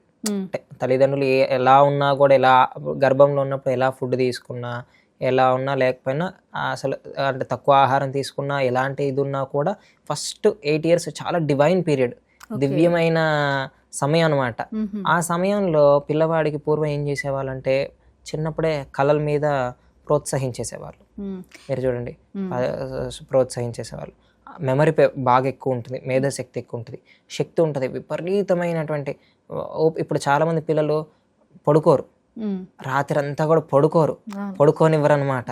దాని తర్వాత అబ్బా దాని గోల నేను తట్టుకోలేకపోతున్నాను, దానికి ఉన్న ఎనర్జీ అబ్బా అయ్యో అంటే అంత ఎనర్జీ ఉంటుంది వాళ్ళకి. ఏదైనా వాళ్ళ సెన్సెస్ కూడా చాలా పవర్ఫుల్గా పనిచేస్తాయి. ఎవరైనా వస్తున్నా వాళ్ళ వైపు చూసేస్తుంటారు. అంటే వాళ్ళ మైండ్లోకి ఏం దూరలేదు, ప్రపంచం దూరలేదు. ఫస్ట్ అర్థమైందా, బాధ్యతలు దూరలేదు, దాని తర్వాత మన పరాయి అనేది దూరలేదు, దాని తర్వాత మంచి చెడు అనేది దూరలేదు, దాని తర్వాత డబ్బు అనేది దూరలేదు, దాని తర్వాత ఆరోగ్యం అనేది దూరలేదు, దాని తర్వాత ఆధ్యాత్మికత అనేది కూడా దూరలేదు. ఆల్రెడీ అది స్పిరిచువలే, కానీ పర్టికులర్గా ఇది స్పిరిచువాలిటీ దాని తర్వాత ఇవన్నీ ఏం దూరలేదు. They are very pure. గత జన్మ వాసనలు ఉన్నాయండి, లేకపోలేదు, కానీ పుట్టేటప్పుడు మాత్రం రిఫ్రెష్ అయిపోయి వస్తాడు. సో అంత ఎనర్జీ ఉంటుంది. ఇప్పుడు మన అందరం కూడా మనం ఎన్ని ఆలోచిస్తే వాటికి మన ఎనర్జీ ఖర్చు అయిపోతుంది. ఇప్పుడు ఫ్యామిలీ గురించి ఆలోచించగా చాలా ఎనర్జీ ఖర్చు అయిపోతుంది. ఇంకోటి మళ్ళీ ఎనర్జీ గెయిన్ చేయాలంటే మళ్ళీ నిద్రపోవాలి, మళ్ళీ ఏదైనా ఆహారం తినాలి, మళ్ళీ మెడిటేషన్ చేయాలి, మళ్ళీ ఎనర్జీ. కానీ ఈ అబ్బాయి 8 ఏళ్ళు విపరీతమైన ఎనర్జీతో ఉంటాడు. సో ఈ ఎనర్జీని పర్ఫెక్ట్గా అలైన్ చేయాలి, పర్ఫెక్ట్ ఒక దారిలో ఒక ట్రాక్ మీద తీసుకొని రావాలి అంటేనే చిన్నప్పటి నుంచి నేను చెప్పే ఈ పర్ఫెక్ట్ పీరియడే చాలా మందికి తెలియదు, క్యాజువల్గా వదిలేస్తారు. 0 to 8 years. మీరు చాలా మంది చూస్తే ఇప్పుడు ఉదాహరణకి మీకు సూర్యగాయత్రి అని ఒక అమ్మాయి ఉంటుంది. మీకు సూర్యగాయత్రి అని ఒక అమ్మాయి ఇప్పటికీ మీడియాలో చాలా చాలా ఇదనమాట. ఆ అమ్మాయి వాళ్ళ నాన్నగారు మృదంగం ఆర్టిస్ట్, ఏదో ఒక ఇన్స్ట్రుమెంట్ ఆర్టిస్ట్ అనమాట. ఆ అమ్మాయికి ఆల్రెడీ అవగాహన ఉంది కాబట్టి తండ్రి ఆ పాపలో ఆ స్పార్క్ గమనించాడు. ఆ స్పార్క్ గమనించేసి 3 ఏళ్ళు ఉన్నప్పుడే సంగీతం మొదలు పెట్టేశాడు, 3 years ఉన్నప్పుడే. అలా జరుగుతుంది ఆ క్రమం జరుగుతుంది. అంటే నాకు తెలిసిన కొద్దిపాటి స్టోరీ అంటే ఉదాహరణకు చెప్తాను, అందరికి తెలుస్తుంది కాబట్టి. ఆ అమ్మాయికి 3 ఏళ్ళు ఉన్నప్పుడే ఈ మృదంగం ఆర్టిస్ట్ సరళి స్వరాలు సంగీతం స్టార్ట్ చేశారు. అలా జరుగుతున్న క్రమంలో తనకు 5 ఏళ్ళు వచ్చేసరికి 3 నుంచి 5 అంటే 5 years, ఇక్కడ 3 years అయిపోయింది. ఇంకో 3 years, 7 years వరకు బాగుంది. ఆ అమ్మాయికి 9 years వచ్చేప్పుడు ఒక గురువు గారి దగ్గరికి వేశారు. ఈ క్రమంలోనే ఏం లేకున్నా ఒక 7 సంవత్సరాల పీరియడ్ అయిపోయింది. 9 yearsకి 3 years నుంచి 9 years 7 years అయిపోయింది. అంటే 7 yearsకి ఒక కోర్స్ అయిపోతుంది. ఇప్పుడు డాక్టర్ కోర్స్ కూడా 5 years, దాని తర్వాత ఇంకా ప్రాక్టీస్ చేసుకుని అదే ఏదైనా పర్సనలైజేషన్ చేసినప్పుడు అలా 7 years కోర్స్ అయిపోతుంది. అట్లాగా చూసారు ఎంత టైం ఎర్లీగా సేవ్ చేశారు. ఈ అమ్మాయికి సంగీతం ఇక్కడ అయిపోయింది. 9 years తర్వాత ఇంకో గురువు గారు చెప్పంగానే ఆ చిన్న ఏజ్లోనే ఆ అమ్మాయిని పట్టుకున్నారు. 2011 ఆ టైం పీరియడ్లోనే ఈ అమ్మాయి వీడియో 10 కోట్ల మంది చూసేవారు. 25 ఇది 10 కోట్ల వ్యూస్ అంటే మామూలు విషయం కాదు. అంటే ఎంత రీచ్ అంటే ఎంత టాలెంట్ అంటే అంతలో ఉంటారు. ఇప్పుడు ఆ అమ్మాయి నెలలో ఒక 10 దేశాల్లో తిరుగుతుంది. మనకి 16, 18 ఉంటాయి అంతే ఏజ్ అంతే. ఇప్పుడు ఒక మనిషి డ్రీమ్ సాధారణంగా చెప్తే ఒక కంట్రీకి వెళ్ళాలన్నా ఒకటి చేయాలన్నా ఒక డ్రీమ్ అని పెట్టుకుంటారు, ఇంటర్నేషనల్ ఫ్లై అవ్వాలనేసి. అంటే ఆ చిన్న ఏజ్ లో వాళ్ళ నాన్నగారు అది పట్టుకొని చేశారు కాబట్టి అలా జరిగింది. ఇప్పుడు ఎంతో మందికి అవగాహన ఉండదు. సో చాలా చిన్న ఏజ్ లోనే ఇప్పుడు అభిజ్ఞా ఆనంద్ అని ఉన్నాడు, ఆయన జ్యోతిష్యం బాగా అసలు కాస్మోస్ అని ఏదో కన్సైన్స్ అని ఒక ఛానల్ ఉంటుంది యూట్యూబ్ లో. ఆ అబ్బాయి చిన్న ఉన్నప్పుడే వాళ్ళ తల్లిదండ్రులు ఏం చేశారంటే జనరల్ స్కూలింగ్ లో వేయకుండా నార్మల్ స్కూలింగ్ లో వేశారు. నార్మల్ స్కూలింగ్ కాదు, హోమ్ స్కూలింగ్. ఇంట్లోనే అన్ని నేర్పించడం. వాళ్ళు ఒక దగ్గర ఉంటూ ఒక ఫార్మ్ దగ్గర ఉంటూ అన్ని చెట్లు మొక్కలు అన్ని న్యాచురల్ గా గోశాల గురుకులం నెట్లో వాళ్ళ హోమ్ స్కూలింగ్ నుండి జ్యోతిష్యం వైపు తనని టర్న్ చేశారు. 4 ఏళ్ళలో మీరు గుర్తుందో కరోనాలో ఒక చిన్న బాబు జ్యోతిష్యం చెప్పాడు కరోనా వస్తుందని. ఆ అబ్బాయి అభిజ్ఞానం అని, ఆయన ఎక్కడ ఉంటాడు తెలియదు, కర్ణాటకనో ఎక్కడ అనుకుంటా. ఇప్పుడు ఆ అబ్బాయి one of the highest predictor అనమాట వరల్డ్ లోనే. ఒక వరల్డ్ వార్ ఎప్పుడు జరుగుతుంది ఇవన్నీ కూడా చెప్పారనమాట. అంటే అయితే మనకు ఉదాహరణకు చెప్తే ఇప్పుడు సూర్య గాయత్రి ఎలా ఉందంటే నేను ఎందుకు వీళ్ళని చెప్పానంటే వాళ్ళు ఇప్పుడు వాళ్ళ కెరియర్లో చాలా సక్సెస్ఫుల్గా ఉన్నారు, చాలా చిన్న ఏజ్లోనే. ఆ అబ్బాయికి కూడా 16-17 ఏజ్ ఉండదు అంతే. కానీ ఒక వరల్డ్, ఒక ప్రపంచానికి ఏం జరుగుతుంది, ఒక దేశం ఏం జరుగుతుంది అంటే మామూలుగా ఒక మనిషి జాతిని ఎలా చెప్తారో అలాగా ప్రాంతీయంగా కూడా చెప్తారనమాట. ఏ కాలంలో వర్షాలు వస్తాయి, అలాగా దేశంలో యుద్ధాలు ఎప్పుడు జరుగుతాయి, ఏం మార్పులు వస్తాయి, దాని తర్వాత ఆర్టిఫిషియల్ ఇంటెలిజెన్స్ ఎంత మార్పులు వస్తాయి, అవన్నీ అతను ప్రెడిక్ట్ చేసి చెప్తున్నాడు అనమాట. అతను చెప్తే వీళ్ళందరూ వింటారు. ఇప్పుడు వరల్డ్ ఫారంలో ఇప్పుడు మనకి ఎలా అయితే అసెంబ్లీలో పెద్ద వాళ్ళు ఉంటారో అంటే మంచి ముఖ్యమైన వాళ్ళందరినీ తీసుకుంటారు, ఒక్కొక్క డిపార్ట్మెంట్లో స్పెషలైజేషన్ చేస్తారు. ఇప్పుడు ఈ అబ్బాయి చెప్పిన దానికి వరల్డ్ సమ్మిట్లో కూడా వాళ్ళు నమ్ముతారు ఫ్యూచర్ ఏం జరగబోతుందని.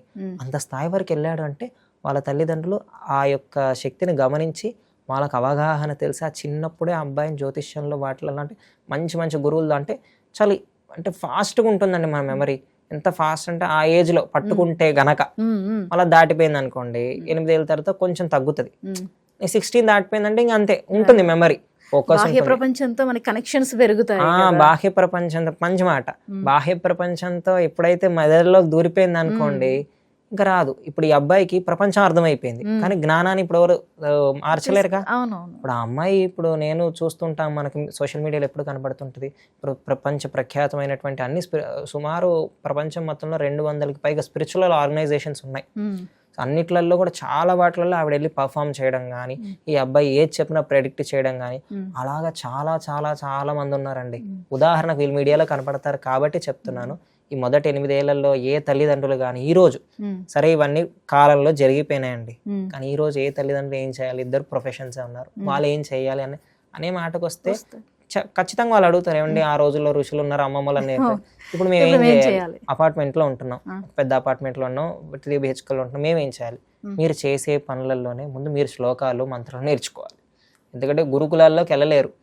ఏదైనా గురుకుల వాళ్ళు ఉన్నారనుకో వాళ్ళు మీరు వాళ్ళని తీసుకోవాలి. ఇప్పుడు మేము కూడా ఏం చేస్తామంటే మేము కూడా అంటే తల్లిదండ్రులకు కూడా అవసరమే. ఎందుకంటే వీళ్ళ వయసు అయిపోతుంది, పిల్లల్ని పెంచేస్తున్నావు, నేర్పిస్తున్నావు, మరి నీకు ఉద్యోగం పీరియడ్ అయిపోతుంది, నీ శరీరంలో శక్తి హీనించిపోయినప్పుడు నువ్వు జాబ్ క్విట్ చేసేస్తావు. అప్పుడు నువ్వు ఎప్పుడు మొదలు పెడతావు నీ ఆధ్యాత్మికత? మరి అందరికీ ఇంపార్టెంటే. ఒక టైంకి అబ్బాయికి డబ్బులు ఉన్నాయా, దాని తర్వాత ఉద్యోగం ఉందా, దాంతో ఆరోగ్యం, ఇవన్నీ చూసినప్పుడు ఆధ్యాత్మికత ఉందా అన్నది కూడా చూసుకోవాలి. అసలు ఎంత ఇంపార్టెంట్ ఇప్పుడు మీకు అర్థమవుతుందా శరీరానికి, ఆధ్యాత్మికత, ఆరోగ్యానికి. అయితే ఈ తల్లిదండ్రులు ఏం చేయాలి? మొదట తాము చేసేటువంటి నిత్య విధులలోనే ఉదయాన్నే కొద్దిగా ముందుగా లేచి స్నానం ఆచరించేటప్పుడు ఆ శ్లోకాలు నేర్చుకున్నప్పుడు మేము ఉన్నాం. ప్రతి తల్లిదండ్రులకు కూడా మేము ఆ పిల్లవాడికి శ్లోకం చెప్పడం, పిల్లల్ని కూడా కూర్చోమంటాం. కొందరు కూర్చోలేరు, వాళ్ళు నేర్చుకొని వాళ్ళు ఆచరిస్తుండేవాళ్ళు. ఇప్పుడు నాకు కొందరు తల్లిదండ్రులు ఉన్నారు, వీళ్ళు ఏం చేసేవాళ్ళు, మొదట పిల్లలు ఏదైనా శ్లోకం చెప్పమంటే వాళ్ళు చెప్పుకునేవాళ్ళు. ఎందుకు వాళ్ళకి ఎందుకు అది ప్రత్యేకంగా ఊరికే కూడా తినేయచ్చు. వీళ్ళు ఏం చేసేవాళ్ళంటే మా దగ్గరే నేర్చుకొని, తల్లిదండ్రులు ఏం చేశారు, ఇద్దరు భార్యాభర్తలు కూడా నేర్చుకొని అన్నపూర్ణే సదాపూర్ణే కూర్చొని ఇలా నమస్కారం చేసుకొని తింటున్నారనమాట. అది చూసి పిల్లవాడు అలాగే తింటారు, అలానే తింటున్నారు. వాళ్ళని ప్రత్యేకంగా నేర్చుకోమని కూడా చెప్పనక్కర్లేదు. అలా అవగాహనతో చేసే ప్రతి పనికి ఉన్న శ్లోకాన్ని నేర్చుకొని, ఎందుకంటే మిగతా పెద్ద నేర్చుకోవాలంటే సమయం పడుతుంది. ఒక చిన్న శ్లోకాలు చాలా సరళంగా ఉంటాయి, చాలా ఈజీగా ఉంటాయి. అవి నేర్చుకోవడం వల్ల వినయం అలవాడుతుంది, అబ్బాయికి ఆధ్యాత్మికత పెరుగుతుంది, ఆరోగ్యం పెరుగుతుంది. ముందు ప్రొనౌన్సియేషన్. ఏ మనిషి అయినా ఇంకో మనిషి పరిచయం అయ్యేది కమ్యూనికేషన్తో. ఒక మనిషి మౌనంగా ఉన్నవాడిని గొప్పవాడు ఎలా అంటారు? అనలేరు కదా. మాట్లాడేదాన్ని బట్టి వాడు గొప్పవాడా, అవగాహన ఉంది, విద్యావేత్తనా కాదా, జ్ఞానం ఎంత పరిణితి ఉందని తెలుస్తుంది. సో ఆ కమ్యూనికేషన్ ఎక్కడ స్టార్ట్ అవ్వాలి? ఇప్పుడు కూడా చాలా మంది స్టేజ్ ఫియర్ ఉంటుంది, సరిగ్గా మాట్లాడలేరు. ఎంతో మందికి ఇప్పుడు ఆ ఫోన్స్, ఆ రేడియేషన్ వల్ల మౌత్ డెఫిషియన్సీ వచ్చేసింది, స్పష్టంగా మాట్లాడలేకపోతున్నారు. సో ఇన్ని ఉన్నాయి. ఇప్పుడు ఈ శ్లోకం చదవడం వల్ల ఉచ్చారణ పెరుగుతుంది, మెమరీ పవర్ పెరుగుతుంది, ఆరోగ్యం పెరుగుతుంది, వయసు వచ్చే కొద్ది దాని అర్థం పెరుగుతుంది, వినయం పెరుగుతుంది. ఎవరైనా వస్తే చూస్తారంటే ఒక శ్లోకాన్ని చదువుకోవడం వల్ల ఇన్ని బెనిఫిట్స్ ఉన్నాయన్నమాట. సో అలాగే ఈ మొదటి 8 ఏళ్ళ సంవత్సరంలోనే ఏ మార్గంలోకైనా నువ్వు వేదంలోకన్నా తీసుకెళ్ళచ్చు, సంగీతంలో కన్నా తీసుకెళ్ళచ్చు, ఎందులో కల మీరు చూడండి బాగా ఎక్స్ట్రీమ్గా ఒక ఫీల్డ్ బాగా సాధించిన వాళ్ళు చాలా బాల్యం నుంచి వచ్చిన వాళ్ళు ఉంటారు. సినిమా యాక్టర్సెస్ కానీ అప్పటి నుంచే స్టార్ట్ అయిపోతుంది. ఎందుకంటే ఎనర్జీ ఎక్కువ, వాళ్ళకి మైండ్లోకి ఇవేం రావు, నేమ్ కానీ ఫేమ్ కానీ ఎక్కువ కానీ తక్కువ కానీ ఇవేం రావు. అప్పుడే వాళ్ళ తల్లిదండ్రులు వేస్తారు కాబట్టి అది అలా క్యారీ ఫార్వర్డ్ వెళ్ళిపోతూ ఉంటుంది. తర్వాత వాళ్ళు బయట నుంచి వచ్చేవంటి అడ్డంకుల్ని కానీ ప్రొఫెషనల్గా ఇబ్బందులు ఏమైనా వచ్చినా కానీ వాళ్ళు తట్టుకోగలుగుతారు, మానసికంగా తట్టుకోగలుగుతారు. సో ఈ తల్లిదండ్రులకు అందరికీ కూడా మనం ఏం చెప్తామంటే ఖచ్చితంగా మీరు నేర్చుకొని మీరు ప్రత్యేకంగా చేయకపోయినా చేసేటువంటి పనులలోనే సమయాన్ని తీసుకొని, ఎందుకంటే మళ్ళీ ఇంకా ఇవన్నీ చేసుకుంటూ పోతే పిల్లలు మంచిగా అవ్వట్లేదు, నా పిల్లలు మాటినట్లేదంటే మనం వాళ్ళకి ఏం నేర్పిస్తామో అదే అలవాటు అవుతుంది. ప్రపంచం ఎలా ఉన్నా ఉండని, నీ ఇంట్లో నువ్వు చేసే పని మీద అంత గౌరవం ఉందంటే అలానే అవుతుంది.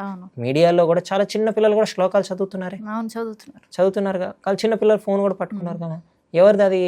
ఆ యొక్క గుర్తింపు ఎవరికి రావాలి? తల్లిదండ్రులకే రావాలి కదా, ఆ లోపం కానీ ఆ ఇది కానీ. సో అలాగా మొదటి 8 సంవత్సరాల్లో ఎవరు ఏది చేసినా, ఏది అది మ్యూజిక్ కానీ క్రికెట్ కానీ స్పోర్ట్స్ కూడా, చిన్న చిన్న పిల్లలు ఎంత ఫాస్ట్గా స్కేటింగ్ కానీ ఇంకోటి కానీ మెమరీ, ఇప్పుడు ఆల్ ఇండియా మెమరీ కాంపిటీషన్స్ పెడితే మొన్న ఒక బాబుకి మేము ఏం చేసామంటే, ఆ బాబుకి ఆల్ ఇండియా శ్లోకాల పోటీలు జరిగినప్పుడు ఒక 20 శ్లోకాస్ ఇస్తారు. ఆ కాంపిటీషన్ పెట్టినప్పుడు అందులో ఏదైనా 5 పిక్ చేసుకోవాలి, టఫ్ శ్లోకాస్ 5 పిక్ చేసుకోవాలి. అలాగా వాళ్ళ మదర్ మాకు దగ్గరకు వచ్చి గురువుగారు ఇలా నేర్పించాలంటే మేము ఒక అబ్బాయికి స్పెషల్ క్లాసెస్ తీసుకొని 1-on-1 సెషన్ నేర్చుకున్నాం. ఆ అబ్బాయికి ఎంత age 6 years, all India top వచ్చాడు అబ్బాయి. అసలు ఆ శ్లోకాలే పలకలేరు చాలా మంది, అలా తల్లి కూడా పలకలేరు. ఇప్పుడు ఆ తల్లికి అవగాహన వచ్చేసింది, ఖచ్చితంగా నేర్పిస్తున్నారు. లండన్ నుంచి ఒక అబ్బాయి విష్ణు సహస్రనామాలు, వాళ్ళందరూ కూడా కెరియర్లో చాలా టాప్. ఏదైతే మెటీరియలిస్టిక్ వరల్డ్ మనం అరే లండన్లో చదువుకుంటున్నారు అనుకున్నా కానీ వాళ్ళందరూ కూడా ఏం లేకుండా మేమే ఒక 15 countries శ్లోకాస్ మంత్రాస్ నేర్పించాం మన తెలుగు వాళ్ళకి, అక్కడున్న వాళ్ళకి కూడా. ఇప్పుడు గనక ఈ ప్రస్తుత సమాజంలో మనం మళ్ళీ ఆ స్పిరిచువల్ వైపు, ఆ బేసిక్స్ నుంచే, ఆ రూట్స్ నుంచే ఒక్కొక్కటి నేర్పించుకుంటూ రాకపోయాం అనుకోండి, మళ్ళీ అమెరికాలో వాళ్ళ దగ్గరే మళ్ళీ క్లాసులు చెప్పుకోవాల్సి వస్తుంది. అదైతే చెప్పారు మీరు. ఎందుకంటే నా దగ్గర వాళ్ళే ఎక్కువ మంది నేర్చుకుంటున్నారు, మన వాళ్ళ కంటే కూడా ఉన్నారు, అవగాహన లేరు మన వాళ్ళు కూడా చాలా మంది. సోర్స్ తెలియట్లేదు, దాని యొక్క నీడ్ తెలియట్లేదు, మన వాళ్ళకి ఇంట్రెస్టే. ఎప్పుడో ఒకరిద్దరిని చూసినప్పుడు, ఇప్పుడు ఎవరైనా నలుగురు ఒక పాప భరతనాట్యం, నా కూతురు కూడా వేయాలి భరతనాట్యం అనుకుంటారు, మనకు ఒక ఇన్స్పిరేషన్ కావాలి. సో అక్కడ వాళ్ళకి ఆ ప్రెషర్, సమయం అయిపోతుంది. వాళ్ళు ఏమనుకుంటారు, ఇది సైన్స్, శ్లోకాలు చదవడం ఏదో స్పిరిచువాలిటీ కాదు, ఇది సైన్స్. ఇది చదవడం వైబ్రేషన్స్ పెరుగుతాయి, వైబ్రేషన్స్ వల్ల హీల్ అవుతారు.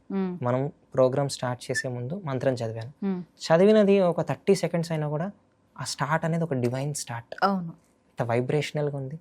అలాగా వేదం అన్న, శ్లోకాలన్న, మంత్రం అనే యొక్క సనాతన ధర్మంలో ఉన్నటువంటి ప్రతి ఒక్క అక్షరం కూడా ఎంతో శక్తివంతమైనటువంటిది. అది ఆధ్యాత్మికతని ఇస్తుంది, ఆనందాన్ని ఇస్తుంది, ఆర్థికతని ఇస్తుంది, ఆత్మజ్ఞానాన్ని ఇస్తుంది. ధన్యవాదాలు గురుగారు, ఎంతో అద్భుతంగా చెప్పారు. ఎన్నో తెలియని విషయాల్ని మనం ఈ వీడియో ద్వారా తెలియజేసే ప్రయత్నం చేశాము. ఇక మరిన్ని విషయాలను కూడా మనం తర్వాత ఎపిసోడ్లో కొనసాగిద్దాం. ఇంత చక్కటి విషయాలు చెప్పినందుకు ధన్యవాదాలండి. 99 టీవీ ప్రేక్షకులందరికీ కూడా మా యొక్క ప్రత్యేక ధన్యవాదాలు. ఇలాంటి ఒక ఆధ్యాత్మిక జ్ఞానాన్ని జనాలకు అందరి మధ్యలో వెళ్ళాలి, వాళ్ళ దగ్గర తీసుకెళ్ళాలి అనే ఒక సదుద్దేశంతో ఈ కార్యక్రమాన్ని చేపట్టారు. దిగ్విజయంగా కొనసాగాలని కోరుకుంటున్నాము. విజయీ భవ. చూశారు కదండి, ఎన్నో అద్భుతమైన విషయాలు మనకి గురువు గారు తేజ గారు ఎన్నో విషయాలను తెలియజేశారు. మరి ఇంకెందుకు ఆలస్యం, ఈ ప్రతి దాన్ని కూడా ఆచరిస్తేనే దాని యొక్క ప్రయోజనాలు మనకి తెలుస్తూ ఉంటాయి.